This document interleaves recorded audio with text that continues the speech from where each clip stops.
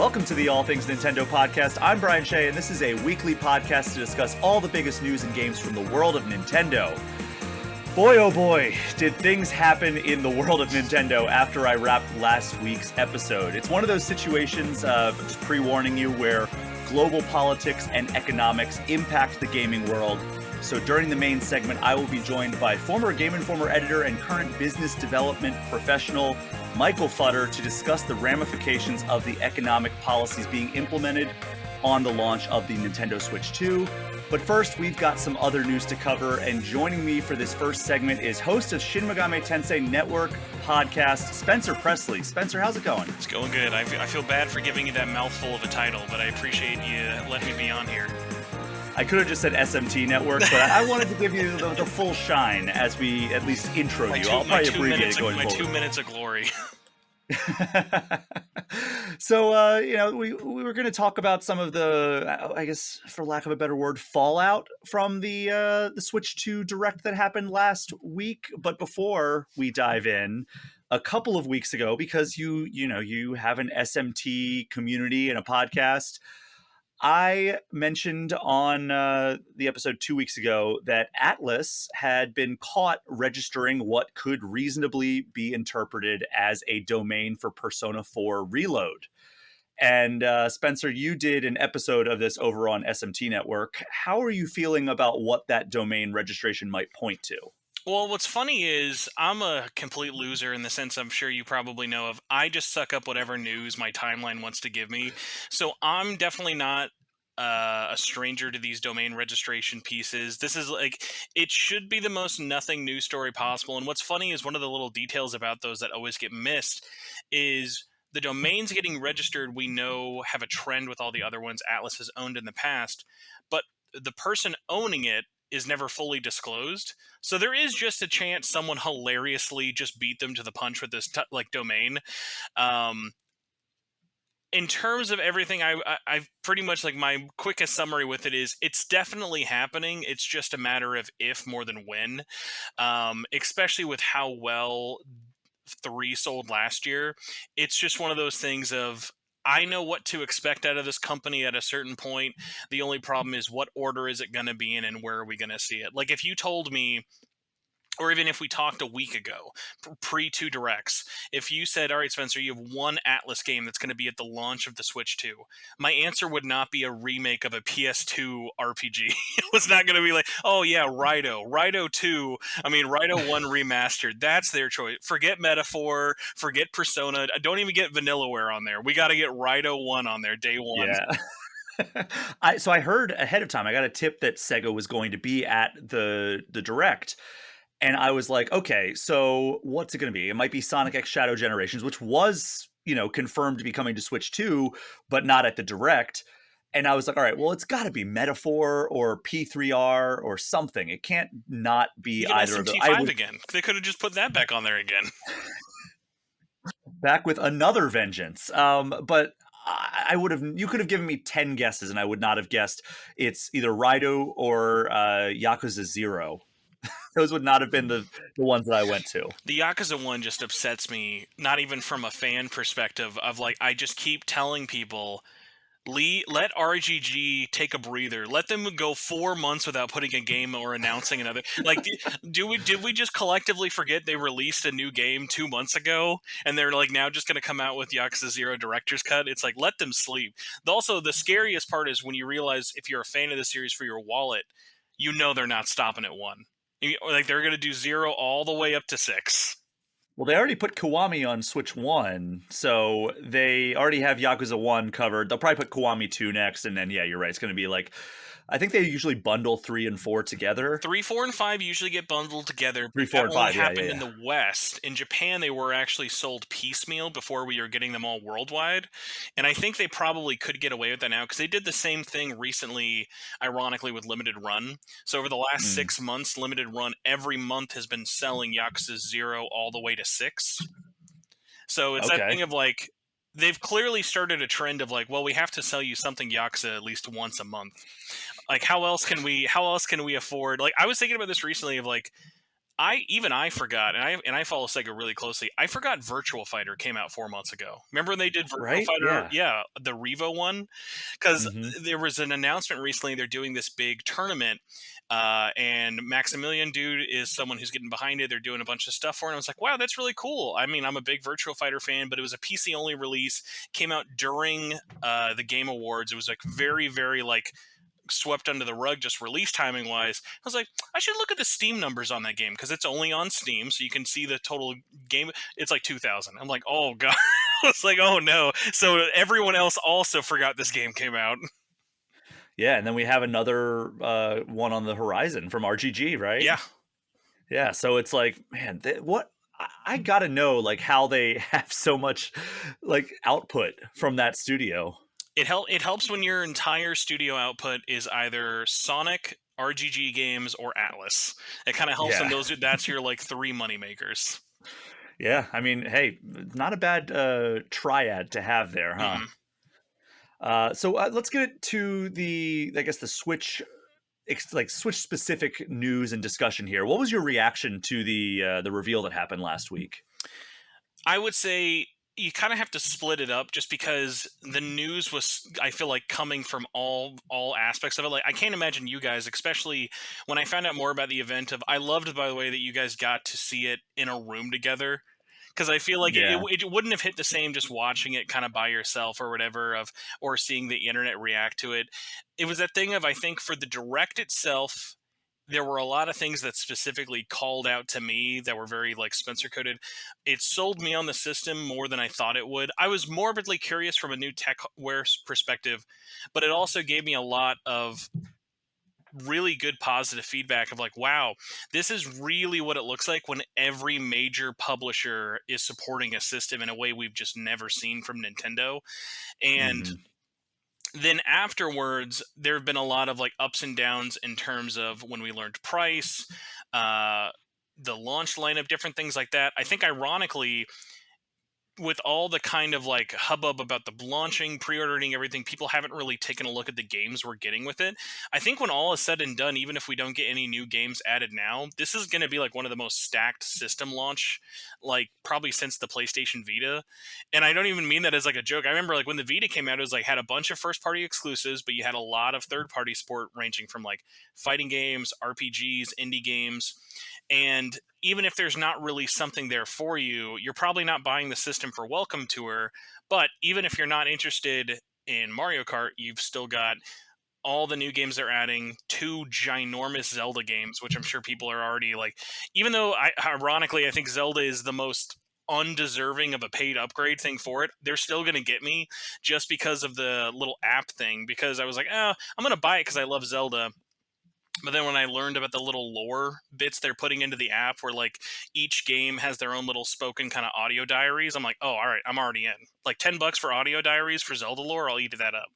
So I will say the increased resolution and frame rate is pretty awesome. yeah, which ironically wouldn't get me that excited because I think realistically, I know you had talked about being tempted to restart them again. My backlog is still so stupid. I feel like I would feel so bad about replaying either of those games again. But I love that they confirmed the save transfer. So I can just immediately pick up where I'm at. Because I've played both of those games for hundreds of hours, but I still have tons of shrines I'm missing, tons of collectibles. So it'll be a good kind of like run around, enjoy the graphics, have everything unlocked without being like, ah, dang, I still got to play this for like another 25 hours to get to the good stuff. Yeah, I definitely get that, and I have that kind of guilt of, oh, I should play this as well. But talking about the third-party announcements that came out of that Switch 2 Direct, one of the bigger ones that I think people who aren't in the know really slept on, was Hades 2 coming to Switch 2. And there was a little bit of information that Video Game Chronicle reported that it would be a Switch 2 console exclusive, and Supergiant Games Twitter account actually got in their mentions and said, hey, as a correction, we have confirmed that Hades 2 Volume 1.0 will be launching on the original Nintendo Switch as well as Switch 2, in addition to Steam and the Epic Games Store, where it's now in early access. It won't just be on Switch 2. So Hades 1 is already on Switch 1, and I'm glad that Hades 2 is coming to Switch as well, but presumably the best version will be on Switch 2. And we also, in kind of like that same vein, got confirmation that Hollow Knight Silksong will be arriving on Switch 1 as well. Uh, does these games coming to Switch 1 diminish the impact of them being announced at the Switch 2 Direct at all? No, I think if anything, it just kind of goes to show a level of confidence they have of they know which games to lock out and keep exclusive to Switch 2, because I think to a way lesser extent Xbox, but to a much bigger extent Microsoft did a better job than Sony did at really defining those generations. Like that Jim Ryan quote got thrown in their face so many times, like we believe in generations, we believe in generations, but like we've got like 6 exclusive titles after 5 years. So He was just talking about Sonic it's true. Generations. So yeah, Sonic X Shadow Generations finally. And what's funny about it is Nintendo knows which ones to keep locked behind to another. Like obviously they could have locked Metroid 4 and kept that first party exclusive to Switch 2, but it's like why, especially, well, even without the development woes of the last 8 years for that game, that would be really mean to do. um, most of the sales, unlike Breath of the Wild, will be on Switch 1 because there is that much larger audience base and they're releasing in such a crazy time. Unless you're something like a Mario Kart, unless you're something like a Donkey Kong or a Zelda, you don't really know for sure that you're going to have those sales. And I think even third parties really know that, because the other interesting one, even kind of going along with Hades, is I'm more surprised that Duskblood is only Switch 2. Did you read the Mhm. creator voice for that?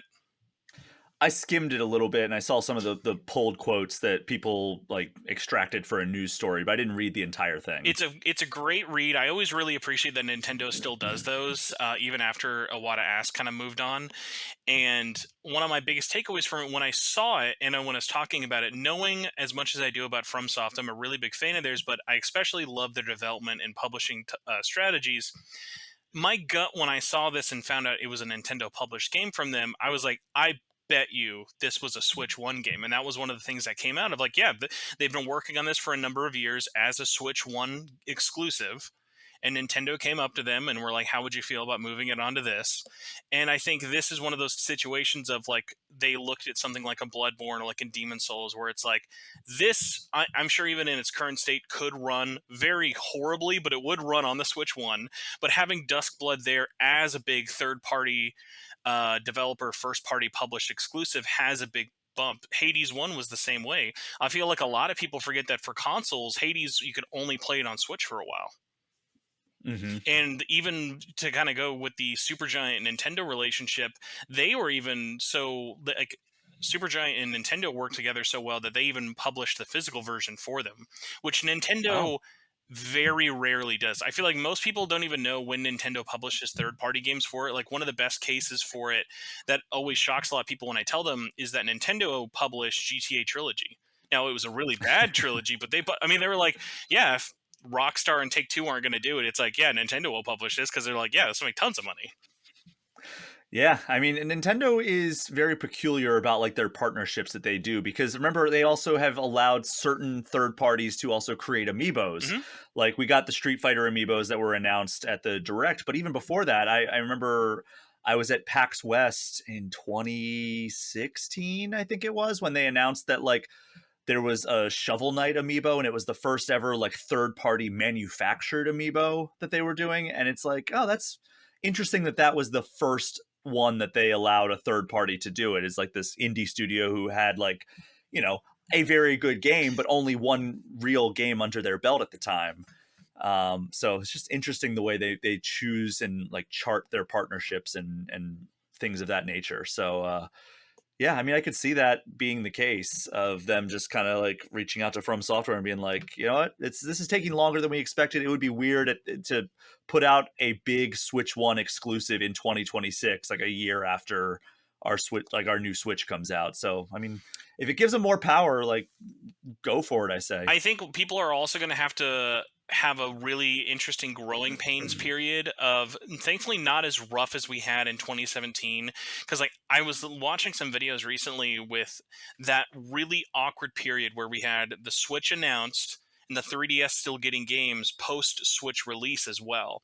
Like I Like remember Metroid 2. that E3 of them, remember announcing Metroid, but only on 3DS, and like how confused people got about I it. hated that. And it was one of those things but like I think financially that was the right move. I think the correct answer would have been put it on both, but like dev cost and for launch lineups, the year was already so packed with stuff. There really wasn't a lot of room for them to do it like that. But then you could again throw it in their face, be like, well, look at something like Fire Emblem Warriors. They made that come out on both. So it's like they can kind of pick and choose their battles when they think it makes sense. And Metroid is always a good one to be, unfortunately, a realist with it. Of like, Metroid is just such a terrible terrible consistent seller for them. We can't ever Mhm. really give them a hard time because like when Metroid wins, it does really, really well.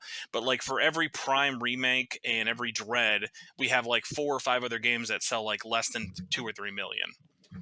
Yeah, it is very hit or miss. I feel like it has picked up more momentum in the recent years, especially with like the long absence that it had there for a while, with especially like the Wii U. And I mean, we had Other M on Wii I and mean, like a and couple that of didn't do Prime terribly. 3. Yeah, but like I think that soured a lot of Oh, people for on it, and sure. it soured. I think it soured Nintendo on it as well.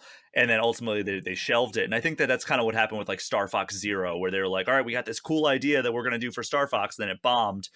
And I think now Nintendo is like kind of gun shy to do something else with Star Fox, which I think there are ideas out there that they could do. Star Fox, I think, being on ice as long as it has, it can do nothing but help it for the overall. But the last thing I wanted to kind of bring up, though, about that weird transition period from Switch 1 to Switch 2, where we're going to see, I think people need to prepare themselves. There's going to be a lot more than they think Switch 1 games developed and published by Nintendo that will not have Nintendo Switch 2 versions. I think Yeah, but I hope people expecting a Switch 2 version of Rhythm Heaven, I'm sorry to burst your bubble. They probably aren't going to include 4K textures for the rhythm game from because like looking at even stuff like Tomodachi Life coming back. Um just putting that on as a base game that everyone can really play is already a smart thing there for it. And looking at the games they've chose to double dip with, I think make a lot of sense. Metroid is like you played it. Metroid at 120 FPS seemed like a pipe dream a month ago, and then the fact that Mhm. it's a thing that's coming out within the next 6 months is wild. And then even in cases where I think a lot of people, myself included, gave up, I was like, we've seen Nintendo's history with Pokemon. They will not put ZA out on Switch 2. I was not holding my breath for that to get announced. And here it is. We have a way better looking Pokemon game, which, by the way, the first time in a very long time, Nintendo has a new system launching, and that year's new Pokemon is going to be there, looking amazing. We're not going to have an Ultra Sun, Ultra Moon moment again. Yeah. I mean, I guess we had a year between when Switch 1 came out and Let's Go Pikachu and Eevee, but yeah, Ultra Sun, Ultra Moon did come out in 2017, so that was their Pokemon game that year. Um, yeah, I mean, I think that they have learned a lot of the right lessons, and I would my hope there would be that if Tomodachi Life comes out and it's Switch One, I just hope for better load times For on sure. the Switch 2. I don't care if it's 4K textures on Tomodachi Life. I love Tomodachi Life, but it's not like, oh man, what a visual showcase the way Metroid Prime 4 is. So if we just get like better load times, maybe slightly better frame rate, like more steady frame rate, something like that, I'll be all good with my Switch One playing on there. Like look at what Xbox One does, or I'm sorry, Xbox Series X does for Xbox One games, Oh, and yeah. even some cases Xbox 360 games. Like playing Sonic Unleashed or Sonic Generations, the Xbox 360 version on Xbox Series X makes it almost feel like a game that came out this decade. And even similarly, there are some games like playing PS4 games on PS5 that supported, ironically, even though it's about to get a remaster now. Think of all the effort that Bend Studio put into Days Gone. And that was a Mm-hmm. game that came out 2 years before the PS5. So there were a lot of studios who patched their games to really support the hardware. That's the like nerdy stuff I can't wait to talk about, like with like all the guys at like Digital Foundry about, of like, I want to throw in, I want you to tell me what the heck does Yoshi Woolly World look like on the Switch 2. I want to see like a great example, ironically. I've been so sold on the Switch 2, I stopped playing Xenoblade X. I'm like, You're waiting. Yeah, and I'm like, at this point, I'm loving the game. It plays amazingly on Switch One. The Nintendo's already got my money, so it doesn't really matter. And I'm like, yeah, I'll just wait. I've got a whole bunch of other stuff to play. Uh, I can't wait to see how that list grows of what they're going to patch in there. The big one I feel like not a lot of people have talked about is that they're not selling update for Scarlet Violet. I think that's a huge win for them because they know how many people bought that game and how many people were disappointed with how it looked, ran, and felt, and everything like that. So even if they give that just a upgrade to like I think even you said 30 FPS, like we're talking lowest bar Steady minimum. frame rate. That's all we need. But it's like I think that if you look at how that game has ran, uh, on more powerful hardware, especially now that we see what the Switch 2 can do, it opens the gates to a lot of stuff of like, yeah, we don't need every game to have a dedicated Nintendo Switch 2 version as long as we're having that support. So I'm like, all right, we've got a couple of months. You've got to just kind of cross your fingers, like, please, Nintendo, don't miss on the backwards compatibility. But then, like, I look at their list and I see weird ones of like, okay, why is like Final Fantasy 1 not running? Why is like every game from Limited Run, every game they've made in their Carbon engine doesn't work on Switch 2? So I see weird stuff like that where I'm like, is this like a proprietary engine thing? Like, I really want them to like, I hopefully get into the weeds of how different really is Switch 2 compared to Switch 1, because clearly, like you said, it's not just like they put in, here's the Switch, we're going to add some more stuff into it. So like they are doing a lot of stuff behind the hood, and I feel like What's there's not a way they can overshare that without making us feel more confident. Well, it's emulation. They confirmed that any Switch 1 game running on Switch 2 is being emulated. Hmm. Which I think that goes to show how much of a rebuild from the ground up Switch 2 is, even though, it's very similar form factor. But with emulators, you can tweak things and make things more compatible. And it's still, first party, it looks like it's like 99.9% compatible. And then I asked them about that and they're like, oh yeah, it's just basically Labo that doesn't work on first party because the The best Switch 2 part, doesn't fit. the best part, by the way, if you go to that list, have you looked at how you can get Ring Fit Adventure to work on the Switch 2? No, I've not looked in a little bit. I think it was like the day So after like the the direct. specific cases for like Labo and stuff, like some of them will work, but they're just like, oh, it totally works on Switch 2. You just better have a Joy-Con. You just got to make sure you at least have Yeah. that, which honestly I kind of appreciate because like I look at stuff like that, whether I think Labo is like a fun one to be like, oh yeah, like, is someone busting out their giant robot kit in 2025? Probably not. But I bet there's still probably a large amount of people who are still doing Ring Fit Adventure, whether it be casually or picking it up now, where it's like, yeah, as long as you have one Joy-Con and, oh, I guess, no, sorry, two, because I forget the leg. But again, as long as they all sync up, I think that's really important. The one I'm kind of curious about, especially because there's been a lot of weird back and forth with controllers, is will they restrict Switch 2 games to only be played with newer controllers? Because that's one of the ones, like the weird sticking points I don't like about Xbox and PlayStation 5 now. If you're playing like a PS5 game, even though it uses no DualSense features, it has to be on a PS5 controller. And so I look at how many Switch Joy-Cons I have and Pro controllers. I'm like, I mean, I'm probably going to buy one, but like at launch, I don't want to buy another set of Joy-Cons if I have to. Well, that segues perfectly into the next news story because they have clarified a little bit about that. So, they've announced that all the Switch 1 accessories and peripherals will be compatible with Switch 2. But I was reading over on Nintendo Life, there are a few minor catches here. So if you want to keep using your Switch 1 Joy-Con or Pro controller, you can, and presumably use it on Switch 2 games, but there are some compromises. So the obvious one is the game chat button just simply isn't on Switch 1 controllers. So the way that you access that if you want to use game chat is you have to go to your home screen and select that option, which not a big deal. The bigger one for me is that you can't wake your Switch 2 out of sleep with a Switch 1 controller. I don't know why, because so on Switch 1, if you don't know this was actually a thing I learned like a year into owning a Switch 1. If you just press the home button on your controller, you can wake it up from sleep. And you won't be able to do that if you have a Switch 1 controller for Switch 2. But apparently, you will still be able to do that if you are using a Switch 2 controller. that is the way that I have always turned my Switch on. Like I sit down to play my Switch, I grab my Pro controller and I hold the home button and it turns on my Switch. So, but yeah, and then this other caveat should probably go without saying, but you won't be able to connect your Switch 1 Joy-Cons to your Switch 2 because, one system uses a rail system, the other one uses magnets, which means that you'll have to get one of those charging stands if you want to keep using your Switch 1 Joy-Cons. Speaking of accessories, by the way, I'm sure as you do, as a good Nintendo host would, have you seen the Nintendo Today news for the day?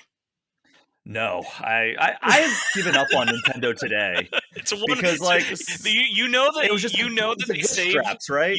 They saved the Zelda news for day one to prove the naysayers wrong, and then every other piece of news has been the most. Oh yeah, like today was the wrist straps. But what I thought was Yeah, I did interesting see that. was like, okay, obviously it still snaps onto your wrist the same way as all the other ones do, but I was like, well, we don't have the rail system, and the way you connect them, it just looks like a rubber band you put around the system.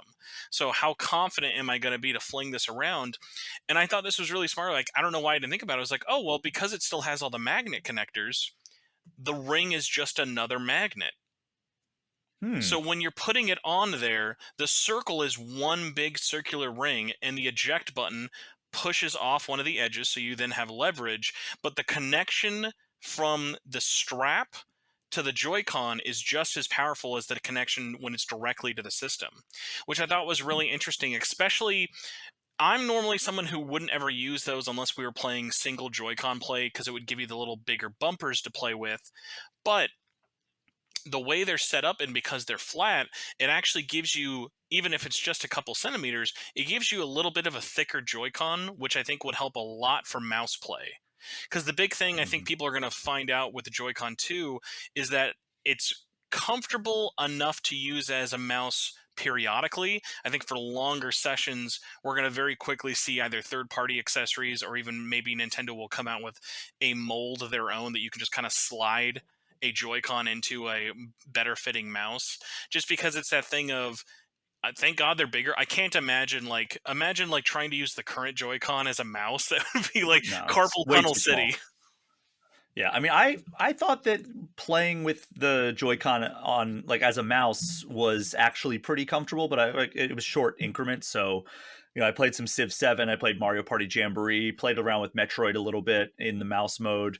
Yeah, I mean, I thought it felt fine. A Drag and Drive obviously is Once you all do a mouse. 24-hour drag and drive marathon, you'll be feeling it. Your wrist will be barking. You'll be like, man, Nintendo. I don't know how you got me to play this game for 24 hours, but boy, are my arms tired. Just flew in from New York. By the way, did you see that Deltarune is getting an exclusive mouse mode on Switch Oh, of 2? course Deltarune and Undertale are one of my favorite ones. I think most people don't realize, but every version on console for Undertale has an exclusive mode that's not in the other one. Hmm. I So did for not know this that. I'm not an Undertale guy. it was one of those games. I literally had people gift me Undertale for years, and I was like, "No, not gonna play it." They were like, "Spencer, you love RPGs. You have to try this." And it was the most like, I can't believe I waited as many years as I did. Ironically, I'm glad I waited because I played it. I still can't believe they ported that to like Vita when they did. That was like one of the last really big Vita games they did. But I remember playing it and being like, "Oh, this is great!" And every system, it's in the same place, but the room does something different. A room will be tied to a console, and it'll either be a gag, a mini game, or something. So example, a funny one is on Xbox. If you play Undertale, it is basically like a little casino jackpot mini game, and it's only on Hmm. the Xbox version. And there was a really funny tangent. They were talking about this on the 8-4 podcast, because they do all the translation for Toby on Undertale and Deltarune. They were like, yeah, we had to basically kick and scream to not make the ESRB give Undertale an M on Xbox because Because of there the was gambling gambling. mechanics. It was like, no, this is like one stupid joke mini game. We're not going to take it out. So it's very funny all the work they put into even something as simple as like a port. So I'm really excited. I've played Deltarune Chapter 1. When I heard how big 2 was, I was kind of like, it was a weird one of like, because it was free, I wasn't in any huge rush to play it, but I was really impressed with how big 1 was, and especially considering they gave 2 away for free. I think it's really smart. They're selling finally as one big package, kind of doing that Shovel Knight thing. Do you remember when Shovel Knight wasn't necessarily done, but when the Switch launched, they had not Plague Knight, Spectre Spectre of Knight. Torment. Yes, Spectre Knight was out, and they released that a little bit early on Switch, and that was a good kind of bump to get new people and old fans excited again because it had been a while since Shovel Knight launched. So I hope that kind of does it with Deltarune. Of this is now, we're over the halfway point. There's at least 3 more chapters left, but at this point the game's probably got to be over 15 plus hours long, and they're only charging $20 for it, and then you're going to get everything else just included for free. So I think Mhm. selling it ironically is going to be the next best thing for it, because I think if they just kept updating that demo, you would still have the same fans like me who are playing it now, but it's that thing of like, oh well, it's a demo, I'll get to it eventually, and then you realize it's been like 6 years since chapter 1 came out. Yeah.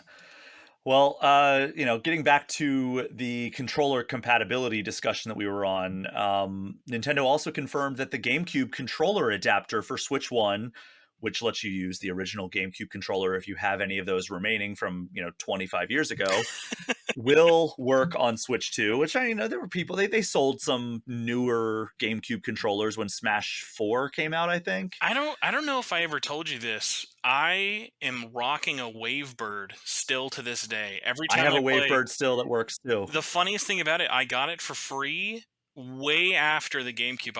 I had a very short stint of working at GameStop, and that was pre retro trade-in days. And some guy came in with a ton of GameCube games and a Wavebird in perfect condition. It was like, we can't take it. And it was one of those cases of some guy was like, oh, do you want it? And I'm like, all right, well, I'm going to be honest with you. Here's how much all of these go for.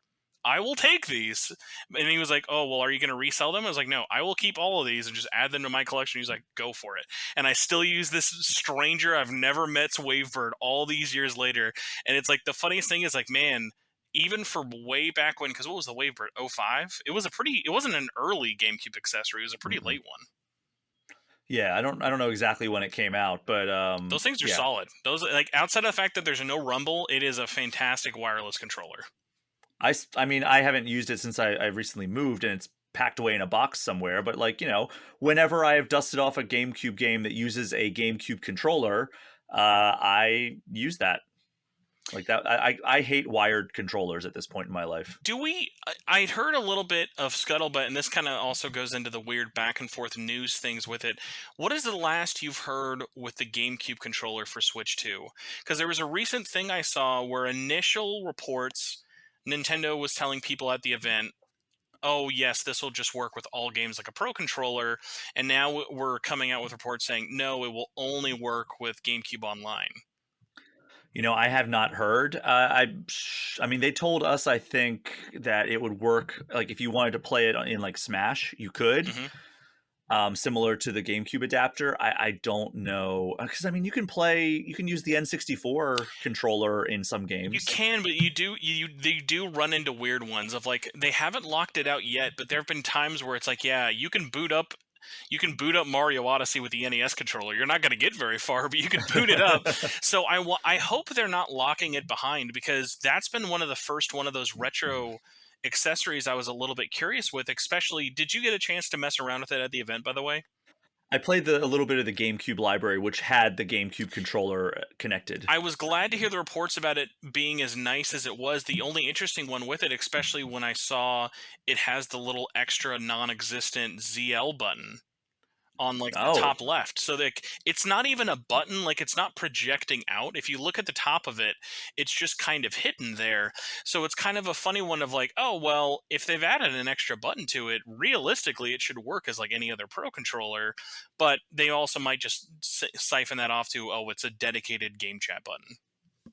well, they have the game chat button on it Oh, already. you're right. No, it's like what, right below the start button.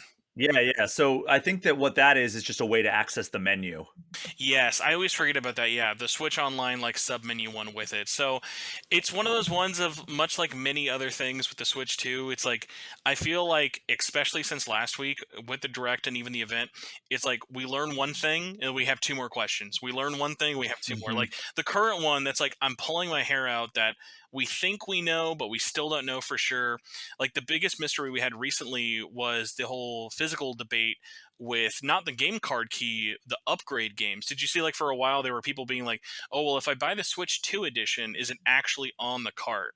Cuz for Yeah. whatever reason someone in Europe thought, "Oh, it's the Switch 1 cart with a download code for the upgrade." And we got that cleared up, but then I've had another one like it's been in the back of my brain that I'm like, clearly they can't not do this, but then I remember it's Nintendo and never assume with Nintendo, where like the only weird sticking point with those upgrade games, there's one game that already has DLC, and it's Breath of the Wild.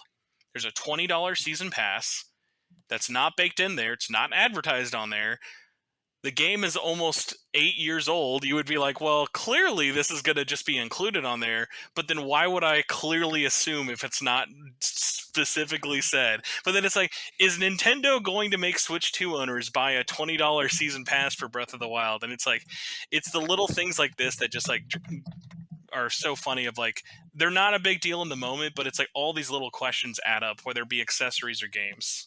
Well, I am looking at an article from today on IGN by my good friend Rebecca Valentine. The headline says, "The Legend of Zelda: Breath of the Wild's Nintendo Switch 2 edition won't include the DLC." But then, so by the way, hello, Rebecca. You'll never see this. The funny thing about that article, and I saw that one, is it's another thing of according to one random My Nintendo Store reply rep. And it's like, we just like, I know it is so extra, but it's like, man, we really just need to make a really big info dump website on Nintendo.com and be like, here's all of your FAQs. We are going to have the most extensive list of questions. And if you don't have one, you can submit one and then we'll put it on there because I feel like it is so crazy, especially in like 2025, that like you and me know so much about this system and yet there are still so many other weird basic things we don't know of like what's going to happen of like, oh well, how's it going to handle this, oh what will it do for that, like the fact that it took us a week to figure out welcome tour is $10 is outrageous. So, like, my problem that I had with the GameCube, getting back to Mhm. that, was that I've been one of those guys saying like, "Hey, I want Wind Waker and Twilight Princess HD on Who the doesn't? Switch." Amen, And brother. I've been waiting and waiting and waiting. And I was worried that Wind Waker being in the library would mean we aren't going to get Wind Waker HD, which, if you've played that, it adds a bunch of quality of life improvements. I have since found that there are people who don't like the way the lighting Sickos, we works call in that. sickos out there. But my friends over at Kinda Funny actually talked with the senior vice president of product development, Nate Bildorf, and here's what Tim Geddes had to say about his conversation. He said, quote, "I did ask if having the Wind Waker on Nintendo Switch Online precludes it from the Switch 2 getting the actual Wii U port at some point, and he was very quick to say no, all options are on the table."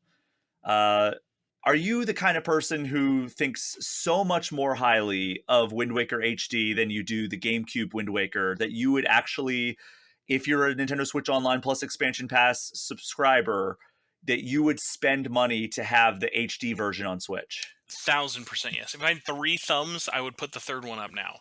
So the one thing I just wish I had confidence with is Twilight Princess and Wind Waker is I just can't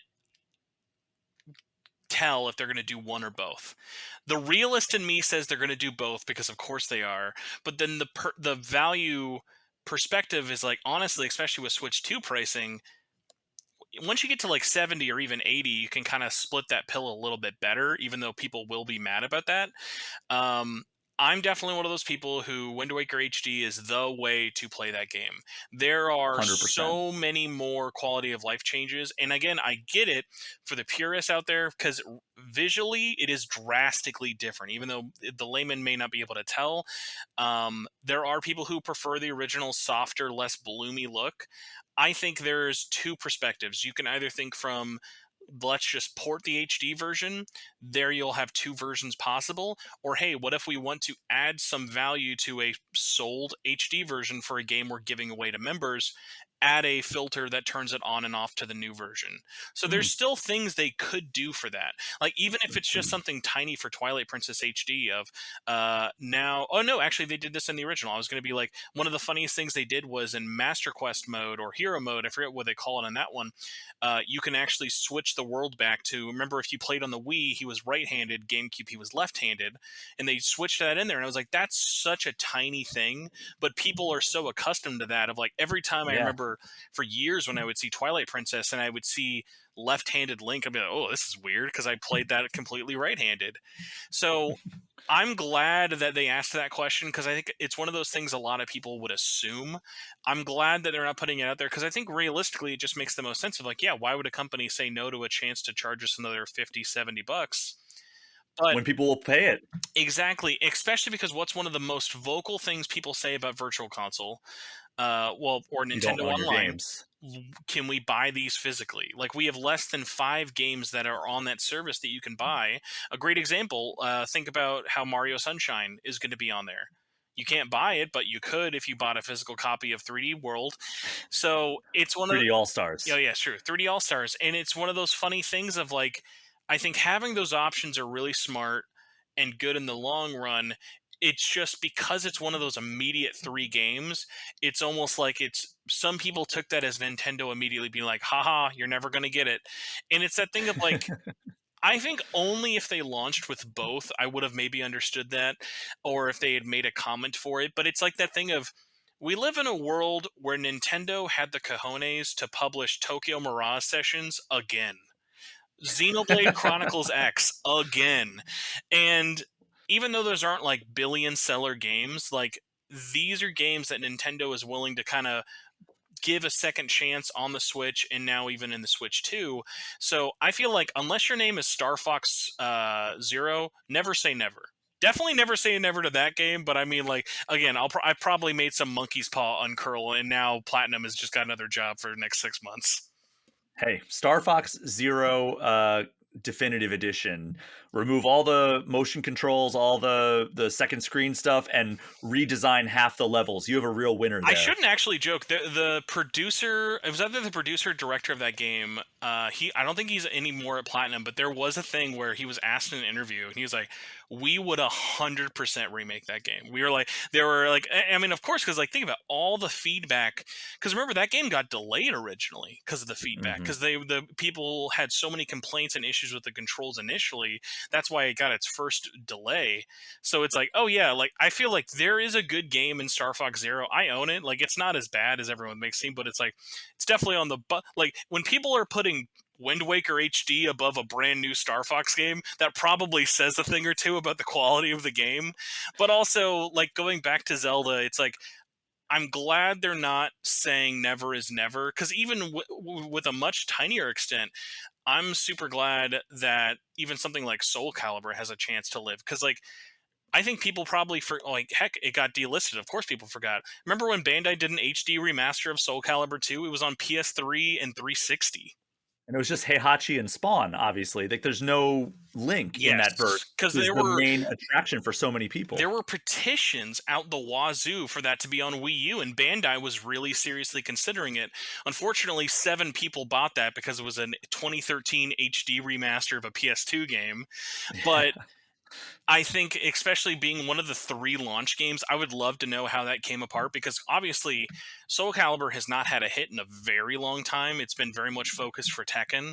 So, like, the Soul Calibur community, ironically, is really excited about this, even though I think the bigger question I'm surprised I haven't seen more people talk about the online games is like, there's probably a discussion to be had there about why is this tied to Switch 2.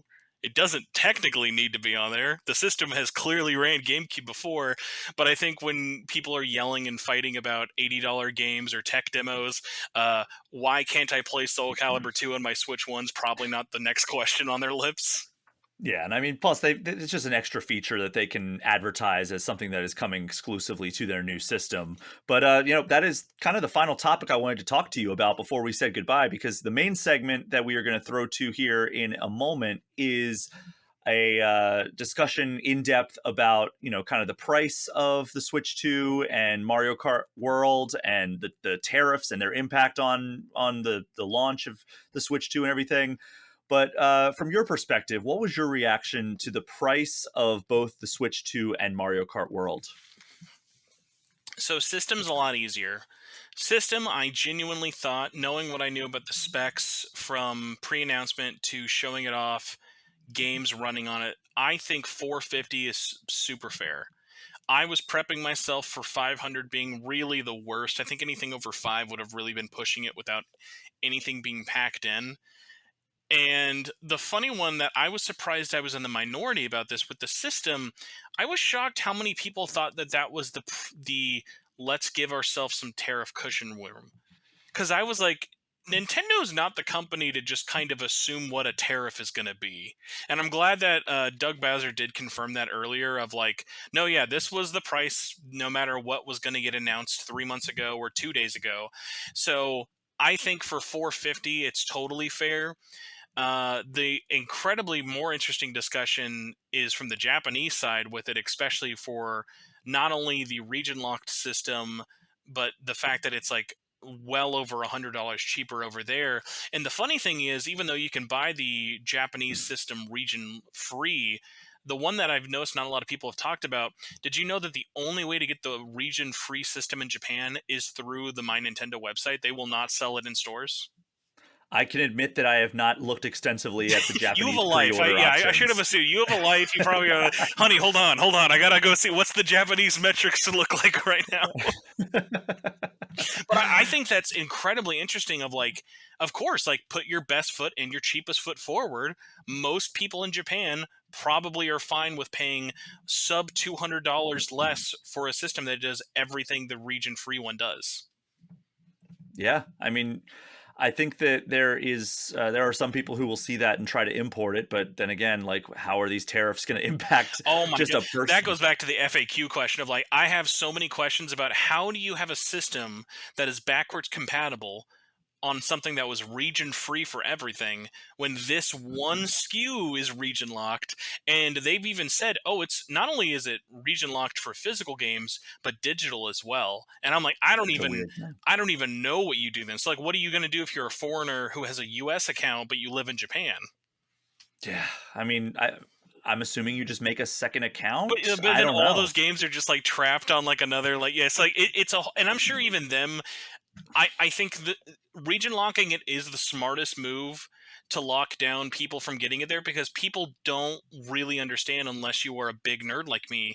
There is such a stigma on price in Japan of like, if they had went over that $400 price mark, there are generations of people who would have skipped out on it. So it was Hmm. incredibly important that they made it under 400 there, without realizing that, especially nowadays, even in like the Wii, you only had to be like a real sicko. Like you were only importing the Wii if you wanted to play Xenoblade. Like there was no Yeah. reason realistically to import it. So because it is so different now, it just makes it so much trickier. But I think they're making the right pricing um, out the bat. I'm just waiting on hands and feet of what are we going to kind of do now, especially with all the current news going on with the pause. But I have a weird hunch they're going to really stay quiet for the rest of the month, let things kind of drag out, do the Mario Direct, and then there's the Nintendo official website pre-order date for early May. I wouldn't be shocked if we have to wait till May to find out not only pre-order dates but pre-order prices, because it's like, yes, you could announce it now, but then you're just going to be right back where it is if you don't think you're going to just stick with it. So I've been happy that most people are happy with the price. Ironically, with all the memes of the whole drop the price chanting, it is kind of a weird one, because I feel like there has to be an asterisk next to all the drop the price complaints. Because realistically, people are more mad about one game on one system. Like no one's been like drop the price, Nintendo. Like we're not losing our minds over an extra $50. I think people would have been ecstatic at 400, but no one was getting into riots at 450. I think then going into the games, it's so interesting how the discussion and almost the people acting like a betrayal happened at 80 was so fascinating, especially because I've noticed a lot of vocabulary people have been using, whether you think it'd be rightfully so or not. I think it is so funny, all the people being like, oh, uh we're finally comfortable. We're getting used to $70. And I'm here like where we were talking about this is like, dude, the PS5 was almost 5 years ago. We've been paying $70 for almost half a decade. We can't say Mhm. we're just now getting comfortable with it. Like, even though there are many publishers who have adopted it, like 2K and other publishers who've been really hesitant to it. I was shocked Capcom didn't lean into it until Dragon's Dogma. I thought that was Mhm. so impressive. Like Resident Evil 4, Resident Evil 8, all these games they could have easily charged $70 for when everyone else was doing it. Even Microsoft was really, really slow to do it until Starfield. Like that was their first big $70 game, and that was many years after the system launched. So I think that might lead into some people feeling like it's more drastic than others with games. I think for me, I am so confident that it's like I know what I'm getting with Mario Kart World, even without having gotten my hands on it. That if I saw 70, I would be like, great. I think that's totally justified. When I see 80 and it's the only game, and again, I think that's another thing that's really important to stress. Everyone's complaining about $80. There is one game on this system that costs $80. It's Well, three if you count the Zelda games. Like if you don't own Zelda yeah. and you want to buy the Switch Yes, 2 version, they're then 80. by But that justification, Breath of the Wild is the most expensive game to play because it's 90 with the DLC. So it's like yeah, we're not going to count the like port games because like realistically, Zelda Breath of the Wild already has sold over like 35 plus million copies. There will be a lot of people who will just do the $10 upgrade instead of just do the 70 $80 version. That Nintendo has shown that they're doing something very different with the game, and I think there is still some flexibility with how they want to sell it with the confidence they're doing it. Because I think it's interesting for the game pricing perspective. They are so confident that they are pricing this game higher and lower than you would expect at the same time. It's higher for an individual purchase, but it's cheaper if you're doing the bundle because they're so confident everyone is going to want that bundle who's going to get the game digitally. Like I'm Mhm. in the minority. I want that game physically, and I still think paying that extra $80 versus 50 is going to be worth it because I want that game on the cartridge. And I'm like, I still think that's totally fair, but I'm glad that bundle's there to entice more people to pick it up. The thing also is we still have a lot of time left, and the fact that when they announced this game, they showed a lot of it at the direct, and even through all the demonstrations, we're like, this isn't even the whole game. We're showing you a No. ton of modes, a ton of characters. That direct is going to be beefy. And even if it's just, oh, here's a single player mode, here's a campaign mode, I think that'll get a lot of people excited. I wouldn't even be shocked if they're upping the price just as kind of a lock you in system, because I think even a goodwill move they could do is, let's say, hey, we supported Mario Kart 8 Deluxe over the years with the booster pass. For this price, you will not have to pay for any future carts, any future racers, any future levels. And if they kind of do that, that makes the game even more valuable to people of like, this is a ever growing game that I'm paying a flat fee for and I can enjoy however long I'm playing with the system. I truly think that's what they're going to do, by the way. I think it's going to be a platform and they're going to have free support. If nothing else, like maybe just like the first year is free of support. And then like from there on, maybe you pay $10 a year or something like that. I don't know. Like that's how I'm kind of envisioning their way that they will. Because I have this quote from Bill Trinan, who's the vice president of product and player experience at Nintendo.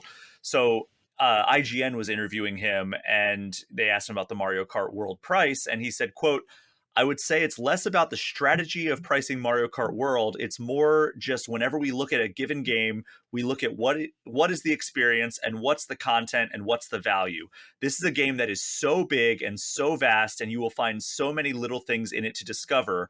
and there's still some other secrets remaining that I think as people end up buying and playing the game, they're going to find this to be probably the richest Mario Kart experience they've ever had. And then he kind of went on to tease that the Nintendo Direct that is happening next week, that is focused on Mario Kart World, maybe will give us some information about why there is so much value packed into this game that makes Nintendo feel that the price tag is justified. So is that your prevailing theory? Is that it's going to be kind of a platform type of setup? I feel like it has to be, especially with the fact of how weirdly they supported Mario Kart 8. Clearly, that was never the intent when they developed that game, to sit on it for 4 years, give it 2 random skins for Link, Labo support, and then out of nowhere give it a $25 season pass that doubles the game. I think they've learned a lot over the years with it, especially for live service things for it.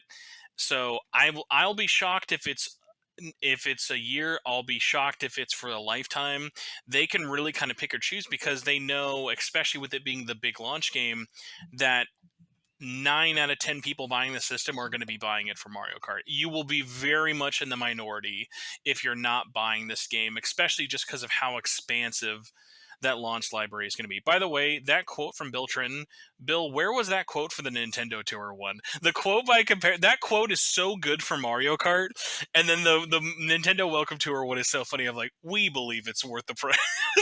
it's like, come on, like, give me anything more about that, because that is the funny one. Of, I want to ask you at least about the price, because I have found out, telling the internet, that you were not a fan of Welcome Tour being a paid game, but also will still buy it. Not a popular opinion. It's not a good way. If you want to get called some names online, just post that on there. Which I don't mind, because it's one of those funny ones of, like, I want to just pick it up out of morbid curiosity, even though of course I think it should be included.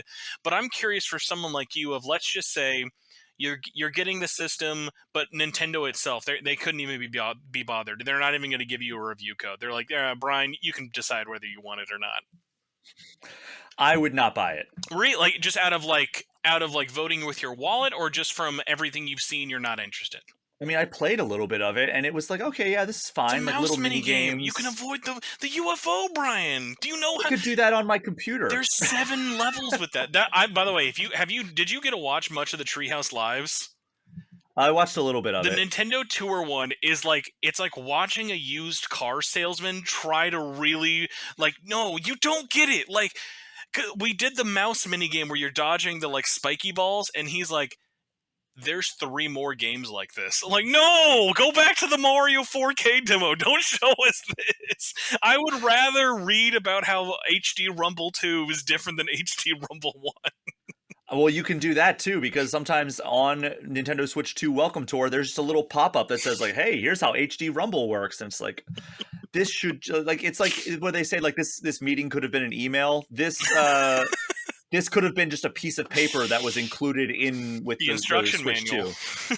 That I wrote a preview for it on GameInformer.com, which you can go check out. And the headline is literally Nintendo Switch 2 Welcome Tour preview, a premium instruction manual. It will not be a purchase I would be proud of, but I think because the price is still so negligible, even at 10, and I know that realistically, because this would be another fun topic once the launch lineup is locked down, whether you want to do this, please steal it from me or not.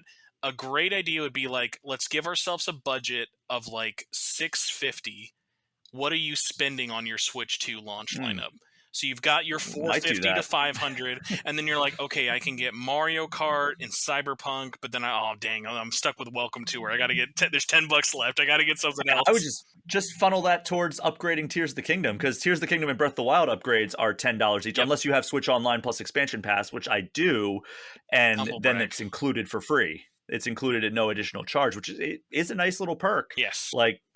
Switch 2 or Switch Online plus expansion pack not only gives you, now it's going to be Game Boy Advance, N64, and GameCube, plus Animal Crossing DLC, Splatoon DLC, Mario Kart 8 Deluxe DLC, and then on top of that, the upgrades for Breath of the Wild and Tears of the Kingdom. That's a very good value when you compare it to, like, what Xbox Live and PlayStation Plus cost these days. It's really bad. I haven't been a member for years, and it's for a reason. I finally renewed my Xbox Game Pass and PlayStation Plus because, professional reasons now that I'm back with Game I don't know, Informer. man. Like, I mean, like, what do you need from one of those? Like, I'm like, I guess if you want to play a Game Pass game, I would give it to you there. For PlayStation, it's like, I don't know. Do you want me to let you rent a copy of Patapon for a day? Do you want to check that out? I got War of the I mean, Monsters coming for you. I downloaded Prince of Persia: The Lost Crown because I had it on Switch, and I was like, I'm not really feeling these the Switch exclusive content, which is loading Did screens. you see the fun nice thing about that? The one little pat on the back I always have to give Ubisoft games is you can take your Switch save to your PlayStation. Oh, really? I did not know So if you do that. I think it's Ubisoft Connect, any game that's cross-platform, they will do cross-platform saves. They only get funky with PC, but if you're Hmm. just doing like PlayStation to Xbox, Xbox to Switch, vice versa, you can still take all the process you did from your Switch version and then take it to your PlayStation.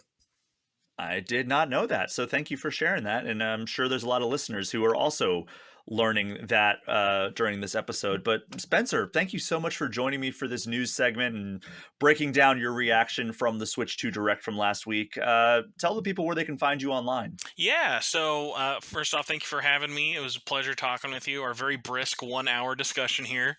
Um, We covered a lot of It's ground. true, we did. And if you enjoy my bad opinions on games or just want to tell me to stop buying, welcome to her. Best place to find me is just searching my name, Spencer Presley. Will pull up pretty much my YouTube channel. That's where I post everything there, from things like podcasts, videos, very overly long unboxings. If you want to see one man open one collector's edition for like 45 minutes and just really sink into the depths of depravity, that's the best place. For my podcast, I do a weekly podcast called Shin Megami Tensei Network, where I just talk all things SMT, Persona, Atlas. But also sometimes I just rearrange it and make the SMTN stand for Spencer Mostly Talks Nintendo. Because really, last week, how could we not just talk about the Switch 2? Because it's like, I mean, come on. It was like the most biggest thing there. I was just glad they threw Raito in there for like a split second. So it Is that kind of we're going to counts. talk about Raidu for an hour and a half? Oh my god, dude! If I hear another person somehow, like, and I can't be mad at it. This is the most comic book thing ever. I did not realize how many people in this industry don't know how to pronounce that game. Every podcast I listen to, Raidu remastered. Oh, did you hear this new Atlas game, Raidu? I'm going crazy here, but I'm like, Spencer, this is a PlayStation 2 RPG that released in 2006. Nobody remembers this game, let alone how to pronounce Raido. Well, I'm glad you were clarifying that for the listening audience at home. But we are going to take our only break of this episode, and when I return, I will be joined by Michael Futter to discuss the price announcement of the Switch 2 and Mario Kart World, as well as the impact of the recent tariffs and all the economic upheaval that's come with it on the upcoming launch. We will be right back.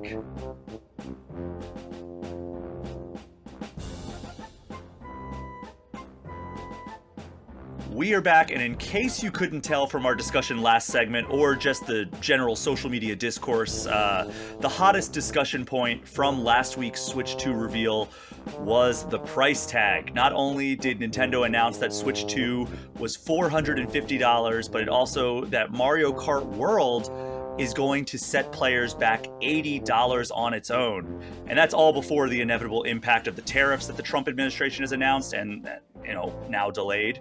But we'll get into that in a little bit. Joining me to chat a bit about the price and the potential impact of the current economic volatility is former Game Informer news editor, MBA holder, and current business development professional. It's my old pal, Michael Futter. Mike, how's it going? Good, Brian. It is so good to see you, my friend. Yes, it has been far too long. Did I see you at the Game Awards briefly?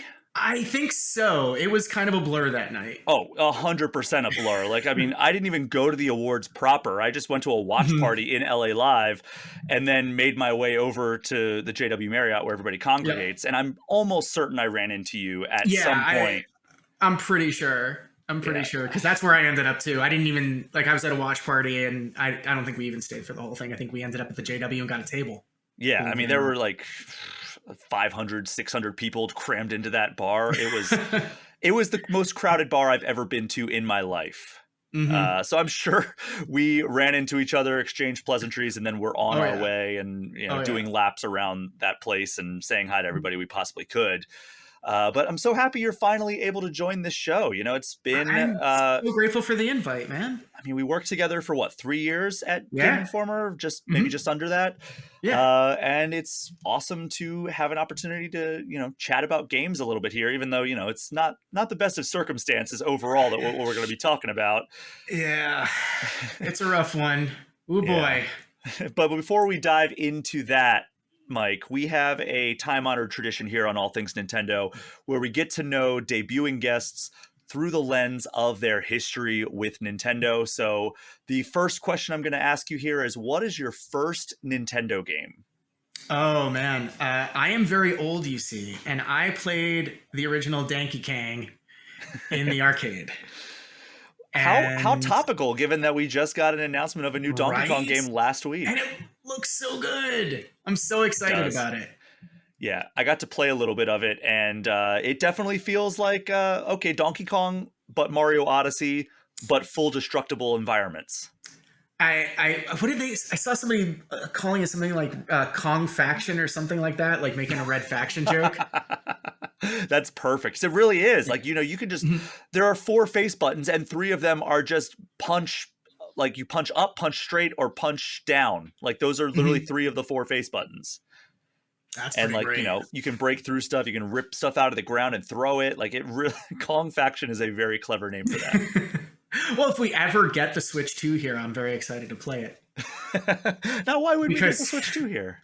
Oh, I don't know. There's just a little bit of volatility in the world right now, especially, here in the States. Yeah, well, hey, I mean, what a good first Nintendo game, because literally it's like the game that propelled Nintendo into like video game supremacy, right? Like that was it launched Miyamoto's career. It introduced us to Mario, obviously introduced us to Donkey Kong. So like, yeah, there's a lot of history with Donkey Kong.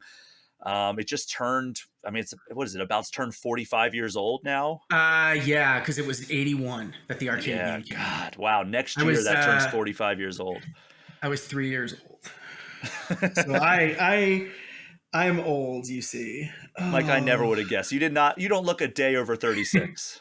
Oh my God, you are so kind. I am really grateful for you right now. Because I feel about 60. We'll go with 6, not 9. You and me both. So that leads us into the second part of this question where we get to know you, and that is, what is your favorite Nintendo game of all time? Oh, not only is it my favorite Nintendo game of all time, but it is my favorite game of all time. Okay. Legend of Zelda: Link to the Past. Oh, what a pick. Also, that happens to be Reggie Fils-Aimé's first Nintendo game. Really? Yeah, when he was on the show, he said that, like, that's what got him into Nintendo, and then Breath of the Wild eventually overtook Link to the Past as his favorite game. Interesting. Yeah, I mean, I think it's at my dad's house, the original gold carts for Zelda and Zelda 2. I actually hard locked Zelda 2 the first time I played it because I think developers learned along the way that if you're going to have keys and you need all the keys to get through a certain place, those should be kind of coded to the place that you pick them up. Because in Zelda 2, you could grab a key from one dungeon, leave, and go to another dungeon and unlock a door, and then you could get completely locked and have to start the game entirely over. I always give Nintendo so much credit for the fact that that doesn't happen more often in Zelda games, because it is so intricate and like specifically placed with every key. And it's like, I've thought about like playing Ocarina of Time or Majora's Mask and being like, I wonder if I could just like break this and make it so I can't progress, like find like a game breaking like fail state where I am just like stranded in this dungeon somewhere because of that exact reason. And I always think better of it. I'm like, no, I'll just, kind of let sleeping dogs lie in that regard. I choose to believe that is the origin of error, where he was a previous player of the game and got locked and couldn't leave. He's just like, I am error, which is 8-bit for I effed up. Yeah, basically. For people who are younger than us, that is a character that you can find in the Legend or Zelda 2: The Adventure of Link, where you walk up to it and they say that it's an intentional line of dialogue, but you walk up to a character and it just says I am error. And it has been like, okay, this is a notorious glitch. Like, obviously, like the dialogue glitched out, but like people say that it's legitimate, and I don't know what to believe. Either do I. So that is my headcanon for where error came from. Okay. So, yeah, I mean, Link to the Past, one of the greatest video games to ever exist. What are your thoughts on Link Between Worlds? I actually really liked it. I thought they did something really interesting with being able to, play it non-linearly. Being able to pick how you progress through it was really, really interesting. And again, it used the same map. So for me, it was a huge amount of nostalgia. I've played Link to the Past at least 10 times. Oh, wow. So yeah, like again, it was one of the first games I played on Super Nintendo. I obviously played Super Mario World and loved that a lot. But, after spending so much time with the original Zelda and, I would play some and my mom would come down, on a Saturday morning and play some, and I used to draw maps. So like the Legend of Zelda series has always meant a lot to me. And Link to the Past is kind of, I think, the perfect expression of 2D Zelda at the very least. It is. I mean, it's one of, if not the most perfectly designed game of all time. And I had Dan Tack on my side for that argument for the longest time. And then Elden Ring came out and he abandoned me, saying that is now his choice for the most perfectly designed game of all time.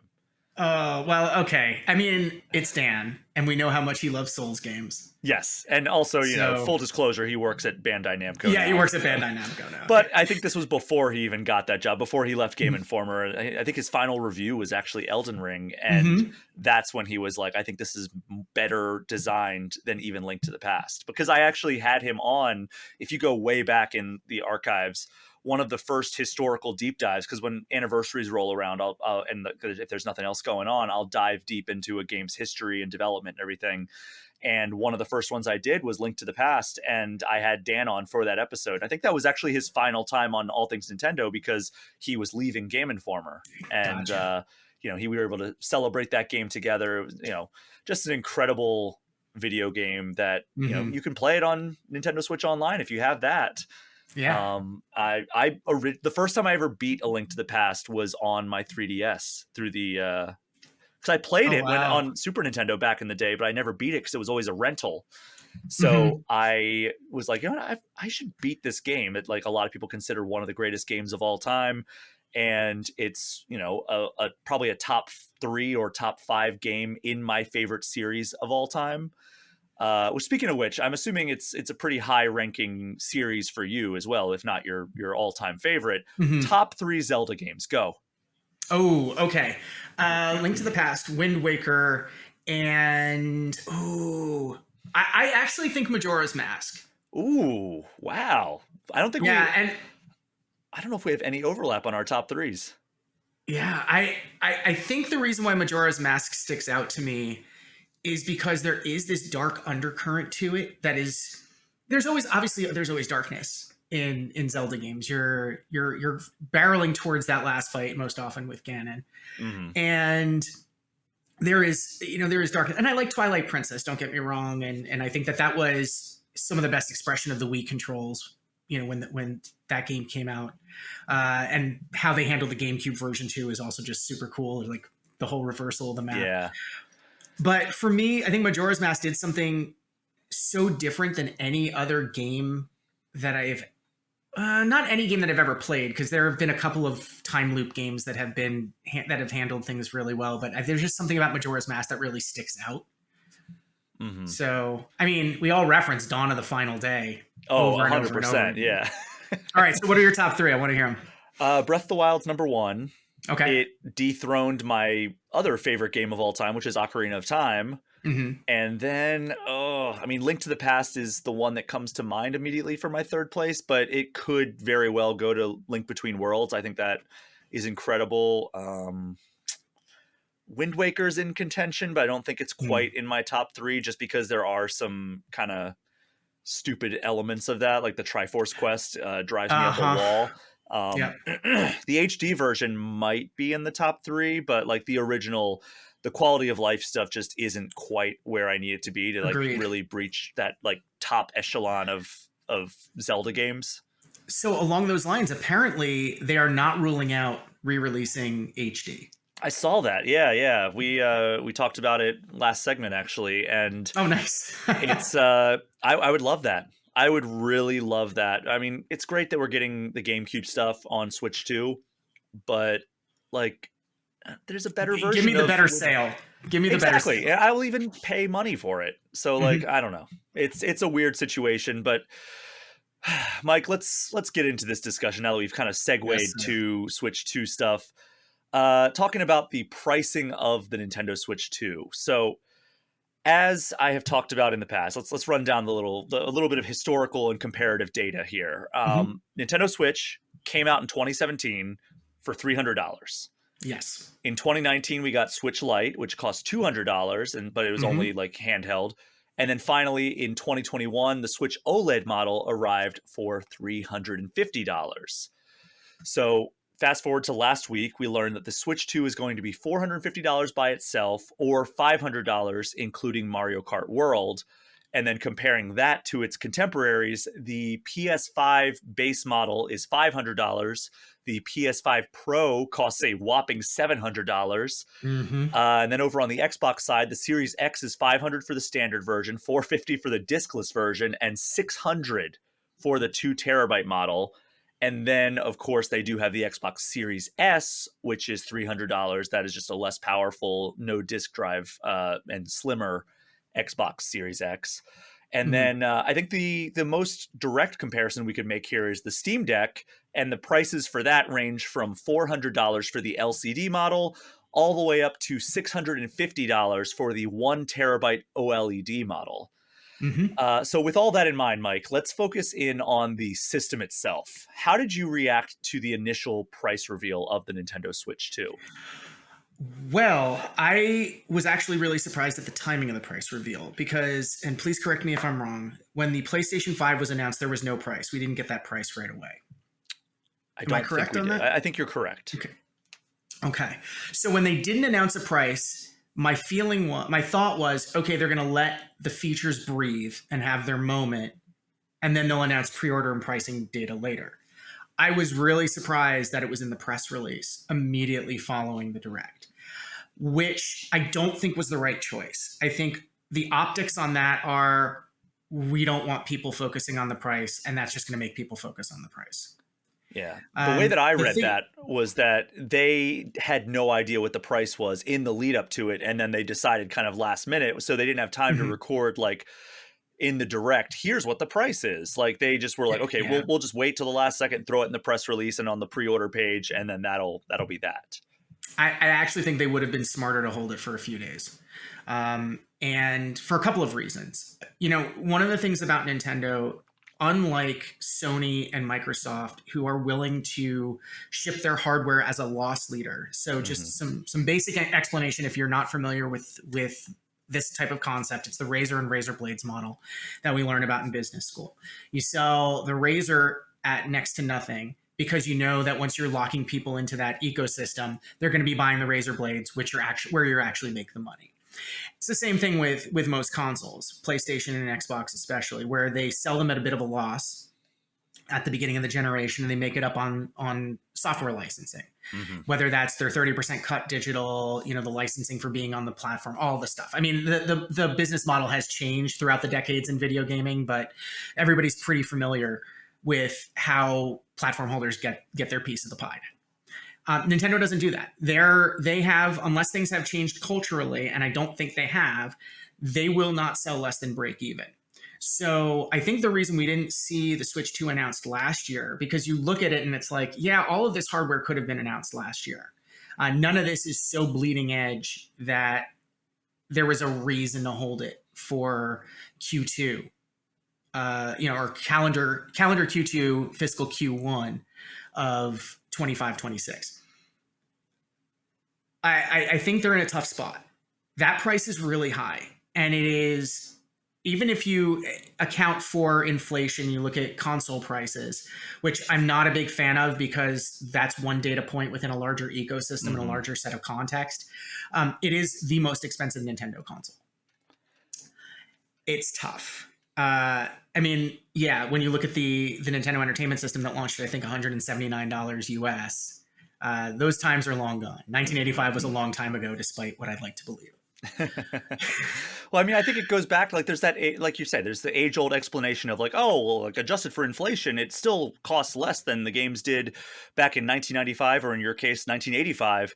But when you frame it against like kind of the skyrocketing cost of living juxtaposed against like, much slower rise in average salary, I just don't think that explanation is fully justified. It isn't. And again, I think anytime you're looking at pricing, you have to look at it in its context. And if we take today's context, I mean, we talk about eggs. I mean, eggs have become kind of the big thing, right? I go to the grocery store, eggs are $9-10 a dozen right now. Yeah. It's wild.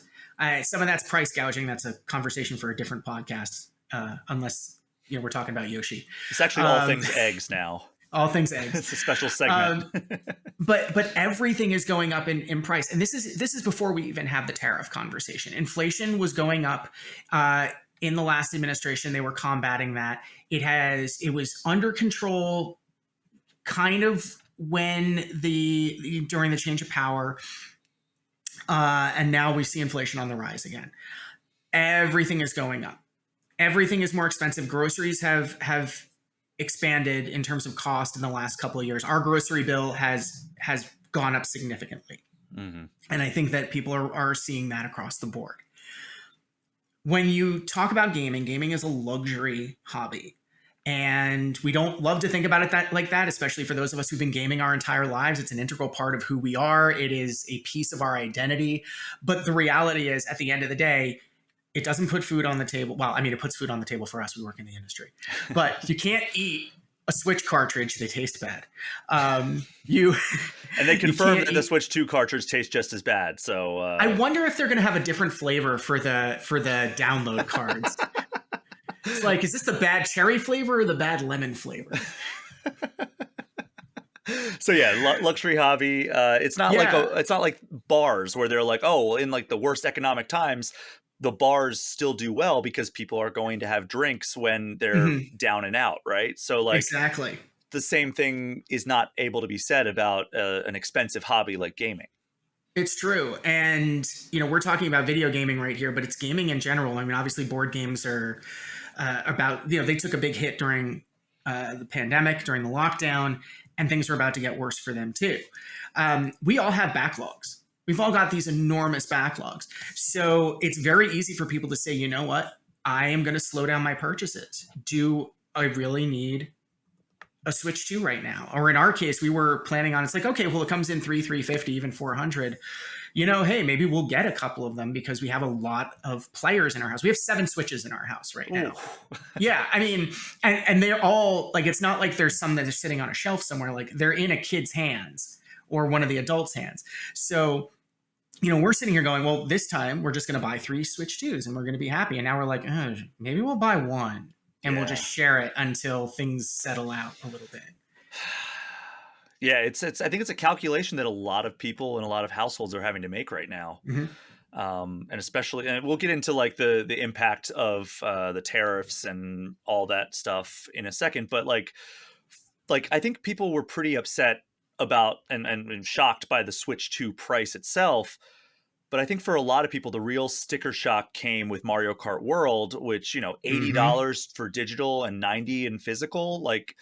Well, what's your reaction to that? Because that is, I think, the more pressing thing for a lot of folks. I think that it is easy for people to look at this and interpret, we have seen 2 price hikes in the same generation. Because while Nintendo is offset, I typically group Nintendo consoles in with the Xbox and PlayStation consoles that came before, not the ones that come after. So for us, we just went up to 70 when the Xbox Series and the PlayStation 5 came out, and now we're looking at going up to 80. I think this is realizing some of the things that people were looking at for GTA. When GTA 6 comes out supposedly later this year. People are predicting that could be up to $100. Right. And I think the difference here is that you can pick up GTA 5 on sale pretty much all the time. Like it's going on sale all the time. Yeah. We know that Nintendo doesn't typically discount their games. And if they do, those discounts are what? They take them down from $60 to $47.99. At most, yeah. Like I Yeah. feel like the lowest I think that's probably the lowest I've ever seen Breath of the Wild. Hmm. Unless you're like, it's a So, clearance sale at like Target or something. I mean, from my perspective, prior to this administration, prior to the cost of everything going up, I mean, you should see our Switch library. It's enormous because it's the easiest way for us to put a game in one of the other Switches. Obviously, things have changed a little bit. The new sharing for 2 weeks, loaning out a game from your digital library is really neat. Being able to have your full library on 2 different Switches at the same time is great. It's definitely improved. But I've got a Steam Deck. We have a full family on Steam, all that live here. And it's great because I will go and I will be like, hey, I'm not going to play this game right now, but I know that my partner's going to play the game or one of the kids is really interested in it. I'll just buy it on my account. I don't even have to worry about like, oh, they're going to buy it and then I'm going to have to buy it later. I'll buy it on my account. They can play it whenever they want. So we have an elegant solution already that's been solved by somebody else. And of course, Nintendo doing the Nintendo thing, which is the clunky way of solving a problem that someone already solved more elegantly. But I am shocked at that price. I was really stunned at, and especially since we're disrupting the idea that digital and physical need to be the same price. I can say this. You may not be able to say this, but I can say this. That is because GameStop no longer has any power. They used to be the ones who really drove that, especially when digital became more powerful and more prevalent. It was GameStop as the key retailer saying, you need us to carry your consoles, you need us to carry your games, or else you're going to flop at retail. And obviously that isn't the case anymore. So now we're starting to see Nintendo potentially experiment with breaking one of the biggest rules of game pricing, which is consistent pricing between digital and physical. Yeah, and I mean, you referenced this before, but like, do you anticipate this setting a new trend similar to like when like publishers like 2K started charging $70 for their games when PS5 and Series X came out back in 2020?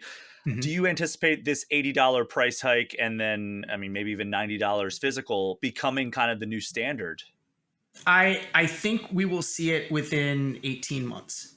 And the reason for that is, and this is typically what happens whenever you have a disruption in what people consider as standard, or, it used to $50. We went from $50 to $60, now to $70, and now we're looking at $80, $90.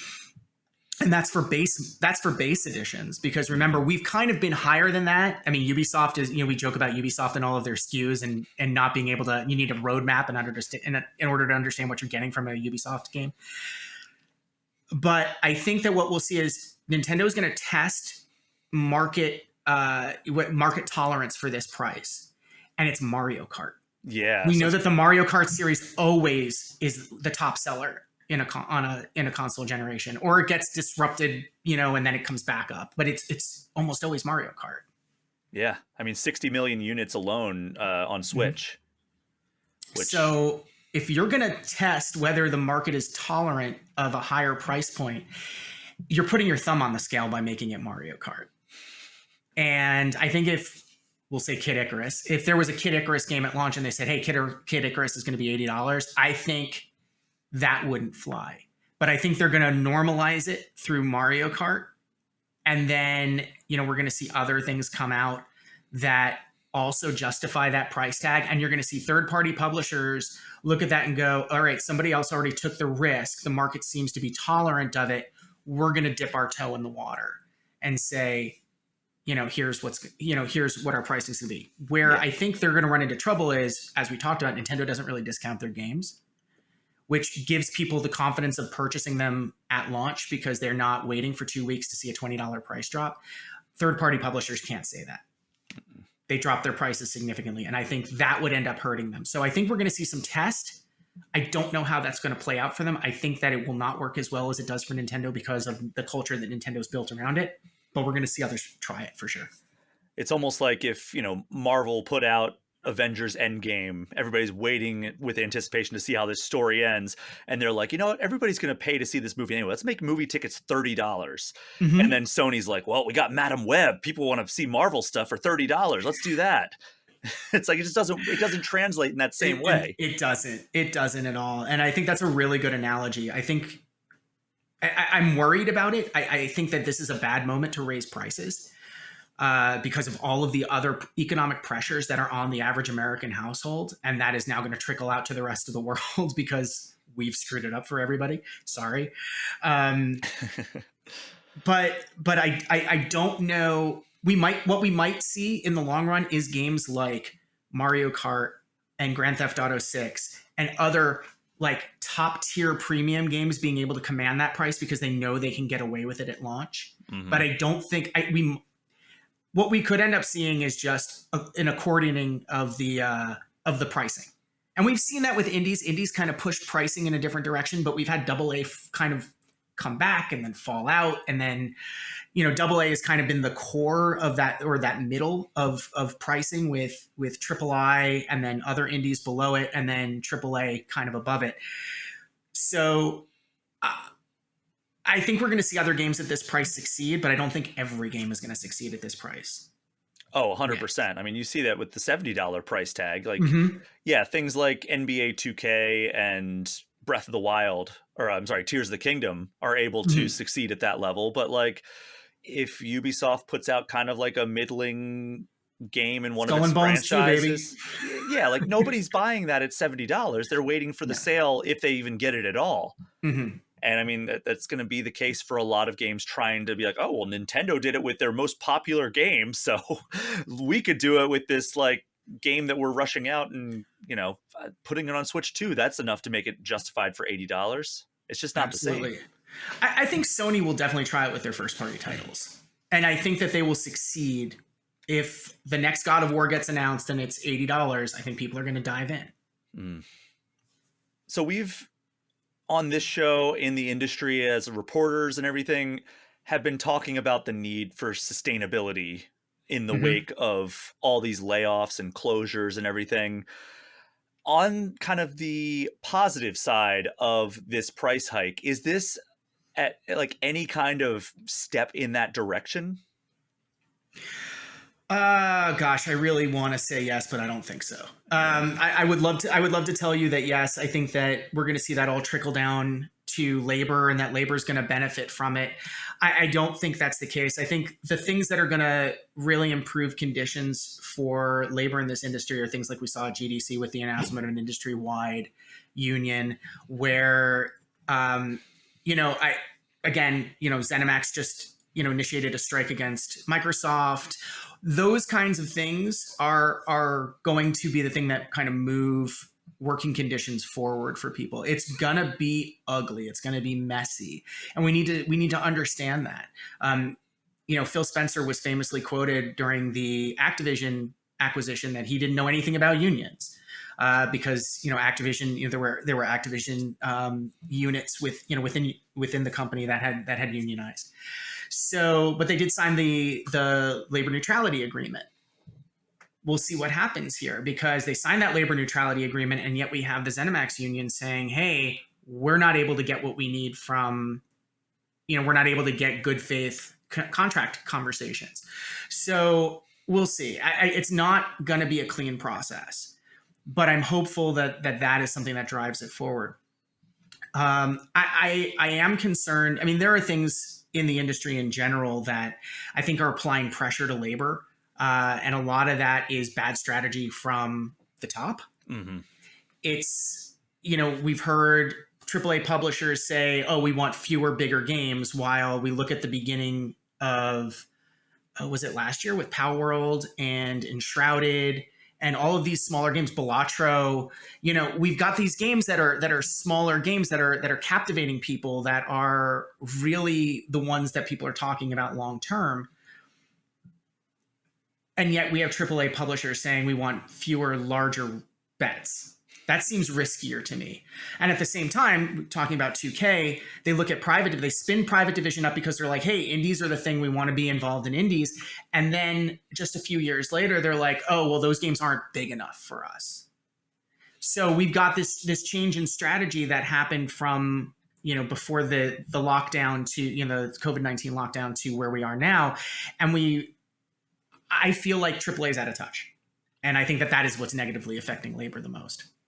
Yeah, I would agree with you, especially on that point you made about the top, the problems coming from the top, and really, a lot of poor decision making by the folks who are, in charge of these companies. Mhm. I mean, we've seen so many stories of like, oh yeah, we're gonna actively pursue as making as many live service games as we possibly can, because everybody wants the new Yeah. Fortnite. When they realize, like, they fail to realize that Fortnite is Fortnite because it is the exception to the rule, that most live service games don't pick up the audience that they need to sustain long term. Right. Well, there's also a first mover advantage, or a close to first mover advantage. When you talk about something like Fortnite or Minecraft or Roblox, we talk about something called switching costs. So when you have a player who is very invested in their forever game, or and especially if they're a kid, their third space, because it used to be that playgrounds and going out in the street and playing kickball or street hockey were the third space. Now, Fortnite, Roblox, Minecraft, being on Discord with your friends, that's your third space when you're that age. So you've got these kids who've spent all of this money, or these adults even who've spent all this money. And for me, it was Destiny 2 for a long time. I put 400 hours into Destiny 2, over 12 months. I mean, that's a lot of time to put Wow. into one game. Yeah, and I didn't play much of anything else. So it was like, that was my game. I did not have room for another live service game. I didn't really have a lot of room for a lot of single player games even. So what ends up happening is, when Destiny 1 came out, and of course that was a really big deal at Game Informer when you and I were both there, because it was, I don't know if this is still the term that's being used widely in the industry, but Matt Miller, called it a shared world shooter. And that's still how I refer to them today. And that's kind of what set the template for what live service games were. You then have this situation where everybody's like, oh, well, I want one of those because I can get recurrent revenue from the same people. And then they start instituting, loot boxes, which of course have now largely fallen out of favor with the exception of like FIFA and Madden and NHL, and then NBA 2K and WWE. And then you had battle passes, which lock people in, except that they're like, okay, well, if I'm EA and Activision has one, people aren't going to leave my game because they're invested in my game. They're not going to switch over. Except you go to release another one of those games, except in an annual franchise like one of the sports games, you're now competing with yourself, which led to what we called the Gassacre, where you had all of these games that aren't lasting more than 2 or 3 months because they're just not getting the critical mass of players and they have no chance. So you spend all of this money developing this game thinking that you're going to have this recurrent revenue, and then you've got to kill your game because nobody's playing it. Yeah, because I mean, I don't know about you, but like I can play one, maybe two live service games at a time. Otherwise, it starts feeling like a chore. And like I have my dumb phone games, and then like every once in a while, I will have like a live service game. The longest live service game I've ever played has been Overwatch 1. I put 1,000 hours into that game, and played it almost every night for at least 2 or 3 hours. And I've fallen off since Overwatch 2 came out, but like I just couldn't keep up with anything else, and it starts feeling like a second job when you have too many of those. That's kind of how I view, like I think in the first couple of months that Animal Crossing came out during the pandemic, I put in a couple of 100 hours. Like I was into that game. And my general rule with Animal Crossing is, the day that I wake up and I'm like, oh, I got to log in and do my Animal Crossing stuff, that's the moment where it ticks over from I'm enjoying this to what I call obligaming. And then it's like, if I'm no longer having fun, I've got to just be like, yep, it's time to put it down. It's not that I'm never going to come back to it, but the daily routine of going to my island and going and catching bugs and all that stuff, it's over because now I feel like I have to do it, not that I want to do it. Yeah, that's actually a very healthy approach to gaming, because there are definitely games where I'm like, I guess I should play more of this game, because like, I mean, when you're in games media, there are several times where it's like, well, I should probably have an educated view on this game. So let me put I've put 5 hours into it. Let me put another 5 just so I know what I'm talking about. And it becomes it has made me develop, in some cases anyway, a somewhat unhealthy relationship with gaming, at least from like the fun perspective, right? Like, sometimes I sit down, I'm like, what do I want to play? And I think like, oh, I want to play game X. And it's like, well, I should play game Y instead because I should know about this game or this genre or whatever. And it has kind of warped my enjoyment of, I mean, I still love doing all this stuff and playing all these games and like, exploring different genres I've never played before. but it does kind of make me obligame a little bit, as you said. Yeah. Uh, So we haven't talked about the tariffs yet. Yeah, I almost hesitate to venture down this rabbit hole. One, because any mention of our current president brings out a lot of strong and often angry opinions, including from myself, if I'm being honest. But two, because the tariffs that were announced that delayed the Switch 2 pre-orders here in the US maybe are as volatile as the economy has been over the past couple of weeks, because, you know, Trump announced this 46% tariff on everything from Vietnam, which, you know, did impact companies like Nintendo, Nike, Adidas was on the list of like companies, Gap. So Nintendo does a lot of their manufacturing in Vietnam. So this led Nintendo to announcing that they were delaying their pre-order date in the US and then eventually Canada. Poor Canada catching strays here. Yeah, seriously. So they were going to assess the impact of what these tariffs are going to have on the console. So originally the pre-orders were supposed to start April 9th, which was this past Wednesday. And then that very day, Trump announced that the tariffs were being pushed back by 90 days, presumably because of the huge stock market downturn and the backlash he was feeling even from his supporters. So I guess we do have to venture down this rabbit hole, but just a little. But yeah, like with all that in mind, the fact that it's this ever changing, talk me through where we're at with Nintendo, the Switch 2, the tariffs, the price, pre-order date. Like, what is kind of the latest from your educated mind here? Before we jump in on Nintendo, let's talk about just tariffs in general and talk about the market in general. A lot of people think good thing happens, market goes up, bad thing happens, market goes down. That is not untrue, but it isn't the whole story. The thing that really disrupts markets is uncertainty. When people who are investing in big numbers, when we're talking about investment banks, we're talking about brokers, when they're looking at things, if they feel like they can predict what a stock is going to do because of market trends, because they're reading the news, they're seeing about innovations that are coming, they understand what people are working on, they can move with more confidence. That creates more stability. You still move up and down a little bit, but you're moving up and down within a narrower window. When you have instability, when there are people who are responsible for moving huge amounts of money in the market, and they look at it and go, I have no idea what's going to happen tomorrow, that is where the market gets really skittish. And that is where you get driven down into that bear market like we were in. It's not just the fact of the tariffs, it's that nobody knew they were happening beforehand. Nobody knew what the volume was or what the scale was. So it's a huge problem there. So that's kind of the base thing. I think, to your point, first of all, Canada catching strays, yeah, I feel really bad. I've been apologizing to all my Canadian friends for all of the stuff that we're causing. But my understanding is that all the shipments come in through the United States and then travel up to Canada. So that's kind of why Canada got hit with the same thing that we did, which was the delayed pre-orders. And watching European friends posting their pictures of their receipts and everything today, I'm like, oh, you jerks. It's like, nope, it's our fault collectively, not individually, but collectively. So now if we look at the tariffs, there are a couple of data points that are really important. First of all, Nintendo of America President Doug Bowser telling The Verge that the price point at $449.99 did not contemplate new tariffs. That was a big one for me. It's like, okay, maybe they left some cushion anticipating that there were going to be more tariffs or that things might happen so that they don't have to do that. That was my thought, and that's kind of where I was up until I saw that quote, and it's like, oh, we're in worse trouble than I thought, because then DFC Intelligence published a report that said, look, we thought they were going to sell 17 million worldwide in 2025. We're revising that down to 15 million right now. And while we don't expect the price to go up at launch, and now I think that is more likely that we're not going to see that price go up. Although tomorrow's a new day. Yeah, you never know what we're getting. Every day in America is a fresh hell, it sure is. As we work our way through 2025. Exactly. But this 90-day delay puts it past the launch.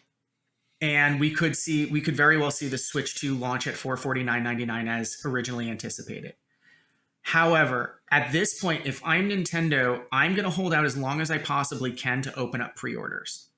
because I want to know for certain that I'm not going to have to raise that price before before those pre-orders get fulfilled at the very least.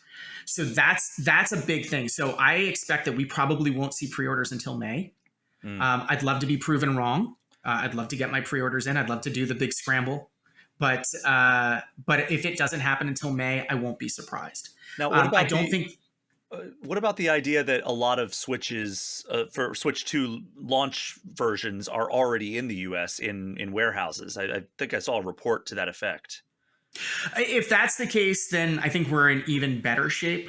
But to me, that says, hey, the delays to me says we need to figure out how many more units we're going to need to get into the United States before launch, and they're going to need to factor out what the average price then is, because now we're in a situation where the average cost of a single unit is not going to be equal to the units that are already on hand or the units that are yet to arrive.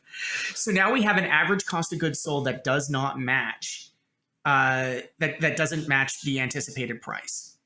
Or the anticipated margin that Nintendo's looking to make, whether that's break even or a bit of a profit on the consoles.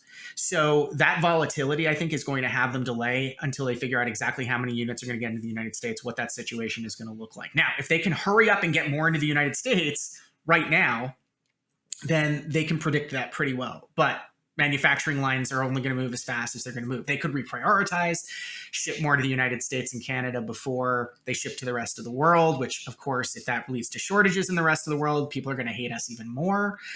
Sorry. Not possible. At this point, not possible, but yeah. So that's kind of what I anticipate happening there. Now, the other thing that the DFC intelligence report said was that over the next 2 years, they do see that the price of the Switch 2 could climb to $540 for the base. We are in, and I won't say that we're in uncharted territory, because we've already seen it this generation, where the PlayStation 5, the Xbox Series, we saw it with the Quest 2 going up in price before the Quest 3 came out. We have now seen the reverse of everything we've come to expect in over decades of being, enthusiasts and then professionals in this industry, which is consoles, you recognize economies of scale. The cost of components goes down, and you realize more efficient manufacturing. All of those things are what contribute to prices going down throughout the life of a console generation. And then you have bundling, which we have not seen significantly since the Xbox 360 and PlayStation 3 days. I used to go to the Xbox Loft in New York and around the holidays, and they would have 20 bundles for the holiday out there. So we don't see that anymore. So all the things that bring that price down aren't happening, including the sheer fact of price reductions. So it is entirely possible that we see the price go up over time, especially if these tariffs get worse. Now, Nintendo is already under fire for having a more expensive Switch by a long shot, as it was, as you'd mentioned in that, I think Doug Bowser told it to both Wired and The Verge that this was not included with the tariffs were not considered for that $450 base price. But I think that Nintendo is going to be damned if they do, damned if they don't with raising this price, because people are going to be like, oh, you guys were already charging us $150 more at launch than you were for the Switch 1. And now you want us to pay $500 instead of $450 or even $540, as that one report said that it might hit. And I feel like the only way they can do that is the bundling option, whether that is, killing two birds with one stone by having the Nintendo Switch 2 welcome tour included in there with no additional charge, because that will make people be like, okay, well, now at least this pack-in game is no longer a $10 buy. It's now an actual pack-in game, because it absolutely should be based on what I played. But also, they could even, it would basically be doing what Pokemon Company did when they were like, hey guys, we've got to raise the price of these booster packs for the Pokemon cards, but there's going to be a trade-off. You're going to get more foils in every pack. You're going to get like an extra card in every pack or something like that. Like they gave you some value in return for, like, it's not like Hulu where they're like, oh, well, guess what? We're raising the price again. Screw you. This is just the way it is. It's like, at least Pokemon gave us like more foil cards in a pack. And I think if Nintendo could find some way, like say they try everything and there's no two ways about it, they have to raise the price. If they give us some concession of like, hey, like you'll get like a voucher for a future game, like you'll get like, you know, $30 off like your next Switch game that you buy, or even just including Nintendo Switch 2 World Welcome Tour, that would do a little bit to ease that pain. I think so. I mean, the fact that you can get Mario Kart World digitally for $30 off in that bundle is huge. Like that's unheard of, you know, at launch, like that kind of bundling. Well, I don't want to say it's unheard of. It's not common. I mean, again, I had the Nintendo Entertainment System, and you know, you got Super Mario Brothers bundled in. You got a full game bundled in, or Super Mario Brothers and Duck Hunt if you bought the one with the zapper, or if you bought Rob, you got. Did my ears just? Oh, there they go. Sorry. No worries. Woof. It's all part of getting older. Well, it was the earbuds going in and out. It's weird. So yeah, I mean, you know, you could have gotten Gyromite, you know, if that's your thing. So, but yeah, bundling would be a way for them to mitigate that. Bundling has always been a very smart way to keep your price point the same and give something more to the consumer. I think that's got to be the most obvious resolution, right? Like giving people more, if they have to charge more, give them a little bit more bang for the buck, even if they, you know, they might have to just sell it as a loss leader. But like, are there any other resolutions that you see here aside from bundling, aside from conceding that they might have to sell it at a loss? I think that Nintendo is doing some really interesting things, as we discussed, with experimenting with price. Obviously, the $80 price point for Mario Kart World is a standalone, potentially breaking the long-standing tradition of having digital and physical being the same price. I think that bundling, because the digital games, as of right now, would not be subject to tariffs in any way. Either, you know, the code is shipped and sold. It's published by Nintendo of America here in the United States. So, you know, there wouldn't be kind of any kind of tariff on that digital good. So they could then turn around and say, well, we're going to push people towards digital. It's better for us for a lot of reasons. We're not manufacturing, we're not shipping, we're not warehousing. They save a lot of cost. So we could see, we just could see that happen where physical becomes less and less and less and less. We already know that some retailers aren't carrying physical games anymore. We know that Microsoft has pretty much said, hey, we might not be printing physical games or physical copies of all of our first party games. You know, with the exception of somebody like Limited Run or Super Rare Games, we may see, you know, physical, you know, really diminish. And if there is no physical infrastructure for those consoles, I don't know how a Limited Run or a Super Rare survives, because they're piggybacking off of infrastructure that exists for the printing of other games. Yeah. It's going to be very interesting to see how this all plays out in the coming months, years, everything. I mean, it seems like everybody's pushing people towards digital distribution, and if the cost of importing physical goods skyrockets the way that it's been proposed, I think that's going to be made even more prominent. Yeah, absolutely.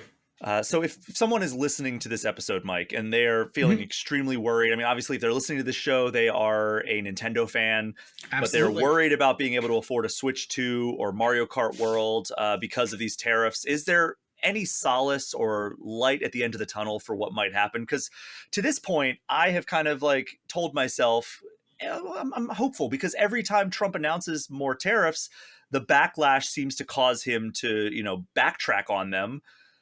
But as these months go on and he keeps introducing new measures to try to, like, you know, tax or introduce tariffs on imported goods, I'm less heartened, because he's displaying a real stubbornness of trying to push these tariffs through, basically come hell or high water. Yeah. And look, you have to cut through what is said, because I don't want to poke the bear on this, but he's not entirely truthful. What? At all? Yeah, I know, it's shocking. it's one of those things where he's like, oh, China definitely wants to make a deal. And I look at that and I'm like, I don't think China really cares. I think China was so happy to be like, okay, another 84%. Great. Here, have another 84%. We'll see who wins.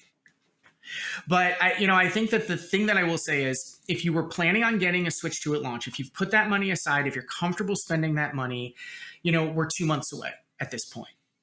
I think that given the pause today, assuming nothing else happens to reverse that, then you should probably go ahead and try to get one. I think that the best we can hope for is that all of this tariff stuff, it becomes, it settles out and at least becomes predictable. Because as I said, the unpredictability is a big, big, big part of the issue. He has backed down on every single time he's tried to do this. It has not gone his way. Wall Street, reacted exactly as we expected they would. They were like, how did this happen? It's like he said he was going to do this. Why didn't you know that he was going to do this? And it's mind-boggling to me, kind of how we got where we are. But I think the thing to keep in mind is, I don't know that prices are going to get better over time. So if you have the disposable income, if you are interested, if you want one, I don't see a reason why you should wait at this point. I think you're better off moving now, and that goes for any electronics, quite frankly, than you are waiting, especially waiting another 90 days. Mm-hmm. Yeah, I mean, honestly, the 90-day delay was very good for the Switch 2 launch, I think, as long as it holds. And also very good for me personally, or my household, because my partner needs a new car, and we were stressing out a lot that, like, well, this is gonna probably suck, even more so than buying a car normally would suck. Oh, absolutely. And I think this is the thing that a lot of people are learning about tariffs the hard way, is that even if a good is made in the United States, we're talking about that good in particular. All of the contributing elements to that, many of them might be made overseas. So while you might make a car here in the United States and assemble it and sell it here in the United States, those parts could be coming from a lot of different places. And we do not have the manufacturing infrastructure. I saw some people say like, oh, well, can't we just, make switches here in the United States? And the answer is absolutely not. We do not have the infrastructure. We have outsourced all of that infrastructure over decades overseas. That's the grand fallacy of all of this, is that it's like, yeah, okay, in a perfect world, it would be great if we made more things in the United States. But we have, like you said, over the course of decades and decades, we have moved a lot of the manufacturing jobs over into Asia, some parts of Europe. And it would take just as long to rebuild that infrastructure over here. So like, it's not like, okay, well, in 2 years, the industry is going to be booming in the United States. It's like, no, it would be like 10, 15 years before we're up into any kind of capacity approximating where we're at right now. And that would reshape the United States economy. And I don't think people are ready for that, because I don't think they really understand what that looks like in practice. I think that puts us back in a place we were 100 plus years ago. And when you have a party in power that doesn't believe in regulation, that does not believe in safety and health, we get back into the place where we're all going to be muckrakers again instead of regular journalists. And just to preempt the comments that I'm sure that are going to be put on the YouTube video, or maybe even over on Spotify. We've kept the show mostly politics free, but it's impossible to deny that it had a direct impact on the world of Nintendo, which is what this show purports to cover. So apologies if this is not your bag or your interest or whatever, but this is something that does directly impact not only the games industry, but more specifically, it has impacted Nintendo. And if you're listening to this in the United States or Canada, it has directly impacted you. So just, this is not an every week thing that we're going to be talking politics or global economics, but in the cases where it does impact it, we are going to touch on that. So, if you're angrily typing a comment right now of stick to video games, we are. Yeah, this is one of those times where politics, absolutely impacts how we consume, play, interact with this hobby that we all love, regardless of where we exist on the political spectrum. Mm-hmm. All right, Mike, before we close out the show here, we're not going to be doing an eShop Gem of the Week, but I wanted to talk to you about something that could, I guess, somewhat fit into that category, if it wasn't for the fact that it is not currently announced to come to Switch. But the project that you are currently working on is called Teenage Mutant Ninja Turtles Tactical Takedown. So people who listen to this show know that I am a big TMNT fan. I have been for my entire life. Somehow I've liked TMNT longer than I've liked Sonic. So, and you know how much I get down with Sonic. Oh, yeah. So, Mike, talk to me about how this project came about. So basically, it is a turn-based strategy game, a tactical strategy combat game, starring everybody's favorite mutant turtles. How did this happen? So one of the things that we've actually labeled this game is it's a turn-based beat 'em up. So it is in the spirit of the old arcade games. So the original Teenage Mutant Ninja Turtles arcade game, Turtles in Time, even Shredder's Revenge, because we have a mechanism and the way we've built the game, and our team is just unbelievable, where you get into flow state. You play as one turtle at a time, and that's very intentional because of the way the game works. Instead of your typical XCOM style tactics game, where you move and you attack, your turn's over, and then the enemies get to move, you have multiple action points that you can do. So you're bouncing around, you're jumping from tile to tile, you're beating up foot soldiers, you're getting some action points back, you're getting buffed, you're throwing, electrical bombs as Donatello, you're doing a lot of cool stuff. And it's really neat. The story behind how the game came to be, especially from a small studio like Strange Scaffold, is, we have been talking to Paramount, Oliver Nelson, who is the studio founder, he's the head of the studio, was talking to Paramount, was showing some of the things we were working on. People have correctly identified that, hey, this looks a little bit like Teenage Demon Slayer Society, a game that the studio has been working on and got put on the shelf for a little while because we got this opportunity to work in the TMNT license. So we took this core technology that was built for TDSS, and then we built this story around it. I actually helped Oliver with the original story treatment, which has changed a lot. My partner, Amanda Farrow, is the executive producer on the project. I'm the licensing producer on the project, so I do a lot of work alongside Paramount. And Amanda also wrote, she was one of the 3 writers on the project. Wow. So that's awesome. I'm so excited. Oh yeah, it's wonderful. And the story's great. And we actually just got our final approval on the last piece of 2D art today, which is the end slate image. And I'm so excited. We come out on May 22nd. We are launching first on PC. No other platforms announced at this time. But we will be available to play in a month and a half or so. Very excited.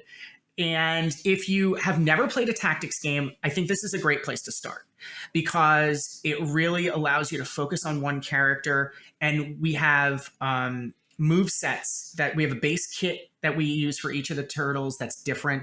Mikey's very mobile. He's got his skateboard. Donatello uses his shock bombs. He has a longer reach because of his bow staff.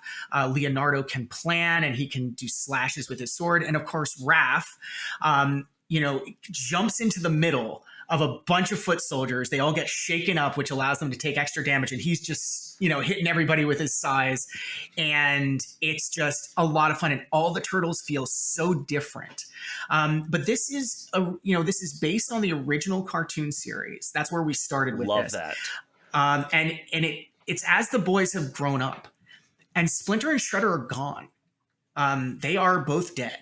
And they are not in the picture. And it is this whole thing where the, Splinter was this force that brought them together and helped them, not just to be, great fighters, but helped them understand each other as brothers. And without Splinter's influence, they've started to drift apart a little bit.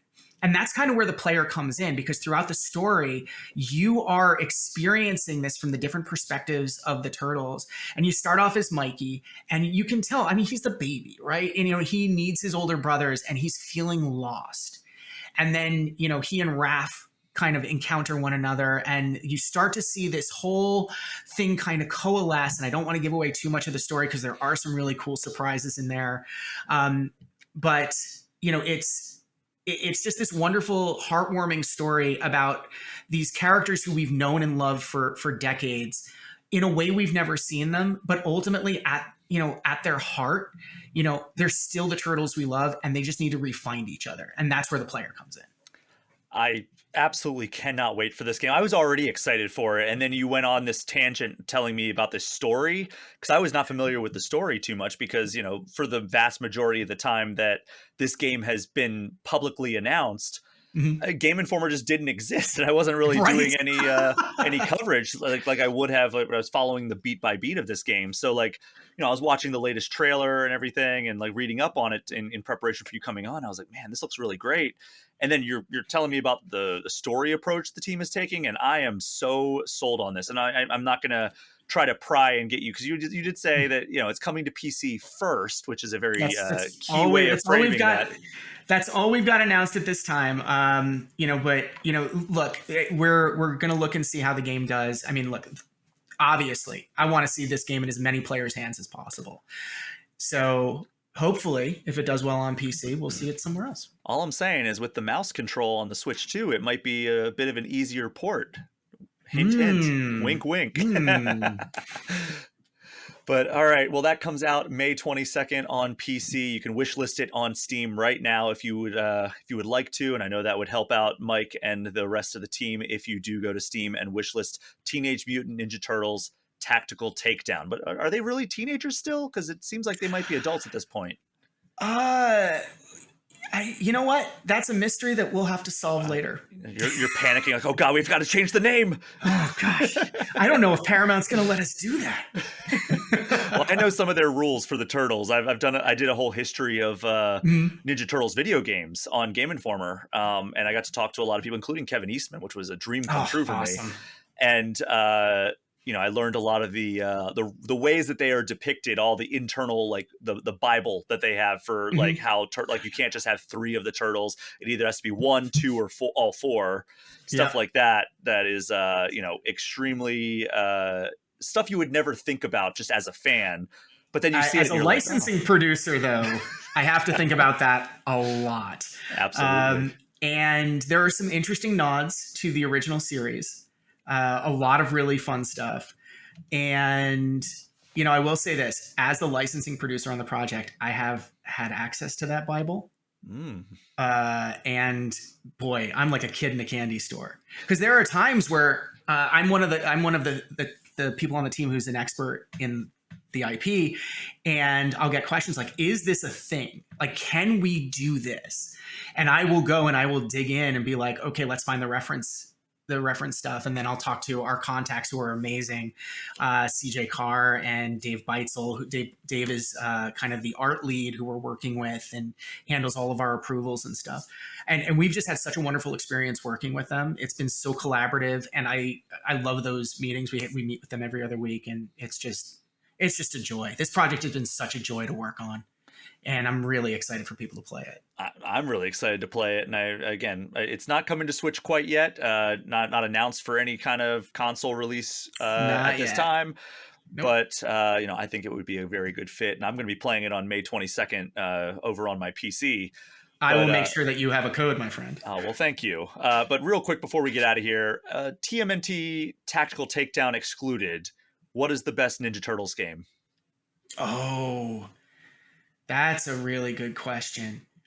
If we're talking about the one that I spent the most time with, it would be the Nintendo version of the arcade game. Oh, so Ninja Turtles it had 2 extra on levels. NES. Yeah. Yeah. For me, it's always going to be Turtles in Time. Oh, Turtles in Time is so good. SNES especially version that Baxter, specifically. Yeah. Oh, yeah. And that Baxter fight at the end of the first level, and you know, good stuff. But yeah, but I also, you know, I have the NES game, and I did not beat that game.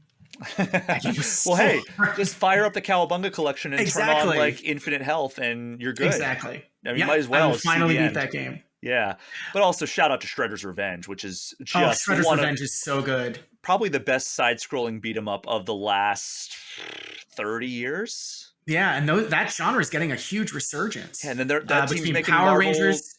Yeah, the Cosmic Marvel one looks Invasion. great too. But Yep. that's the same team. That's Yeah. why I'm so excited about that one. But yeah, Digital Mhm. Eclipse, who did the Cowabunga collection, did a great job with Power Rangers as well. Reader's Yes. Rewind. Yep. But yeah, Mike, any closing thoughts before we get out of here? We touched on a lot. We touched on Zelda. Yeah. We touched on Switch 2. We touched on tariffs. And then we jumped on over to your professional project with Yeah, Tactical absolutely. Takedown. Anything else you want to shout out before we get out of here? I just want to shout out the rest of the Game Informer team. I am so proud of you guys for all the hard work that you've done. I am so excited that GI is back. When at GDC, when I found out the news, there were a number of us alumni there, so it was a really great moment. It's just, I'm so happy. And we needed the good news, and I am so glad this was the good news. Well, I am too. I mean, selfishly, but yeah. I mean, it's been a wild ride these past few weeks, and hopefully, for the foreseeable future, we'll be doing this and keeping it rolling, keeping this legacy alive.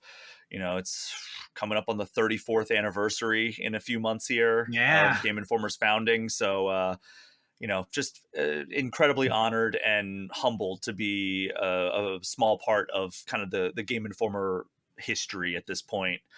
And I hope you're proud of that too. I mean, I know I am. You put Absolutely. a ton of blood, sweat, and tears into Game Informer. So, I hope you feel that same level of pride that I do. I do, and please, I've talked to some of the team, but please give my love to the team. I absolutely will. Just couldn't be prouder of you all. Well, thank you so much, Mike. That means a lot coming from you, and thank you so much for joining me for this episode of All Things Nintendo. Thanks for having me, buddy. And thank you so much to everyone for listening. As you know, my Patreon and its associated Discord server are the best ways to get any questions or comments in, but you can also get in touch with me at brian@allthingsnintendo.com or hit me up on Blue Sky or Instagram at Brian P. Shea. That is also my YouTube channel name, and if you would subscribe to that, it would help me out a lot. Mike, where can people find you online? I hang out on Blue Sky these days, footerish.bsky.social. That is our show for this week. Thank you again so much for listening. Take care. We'll see you next time.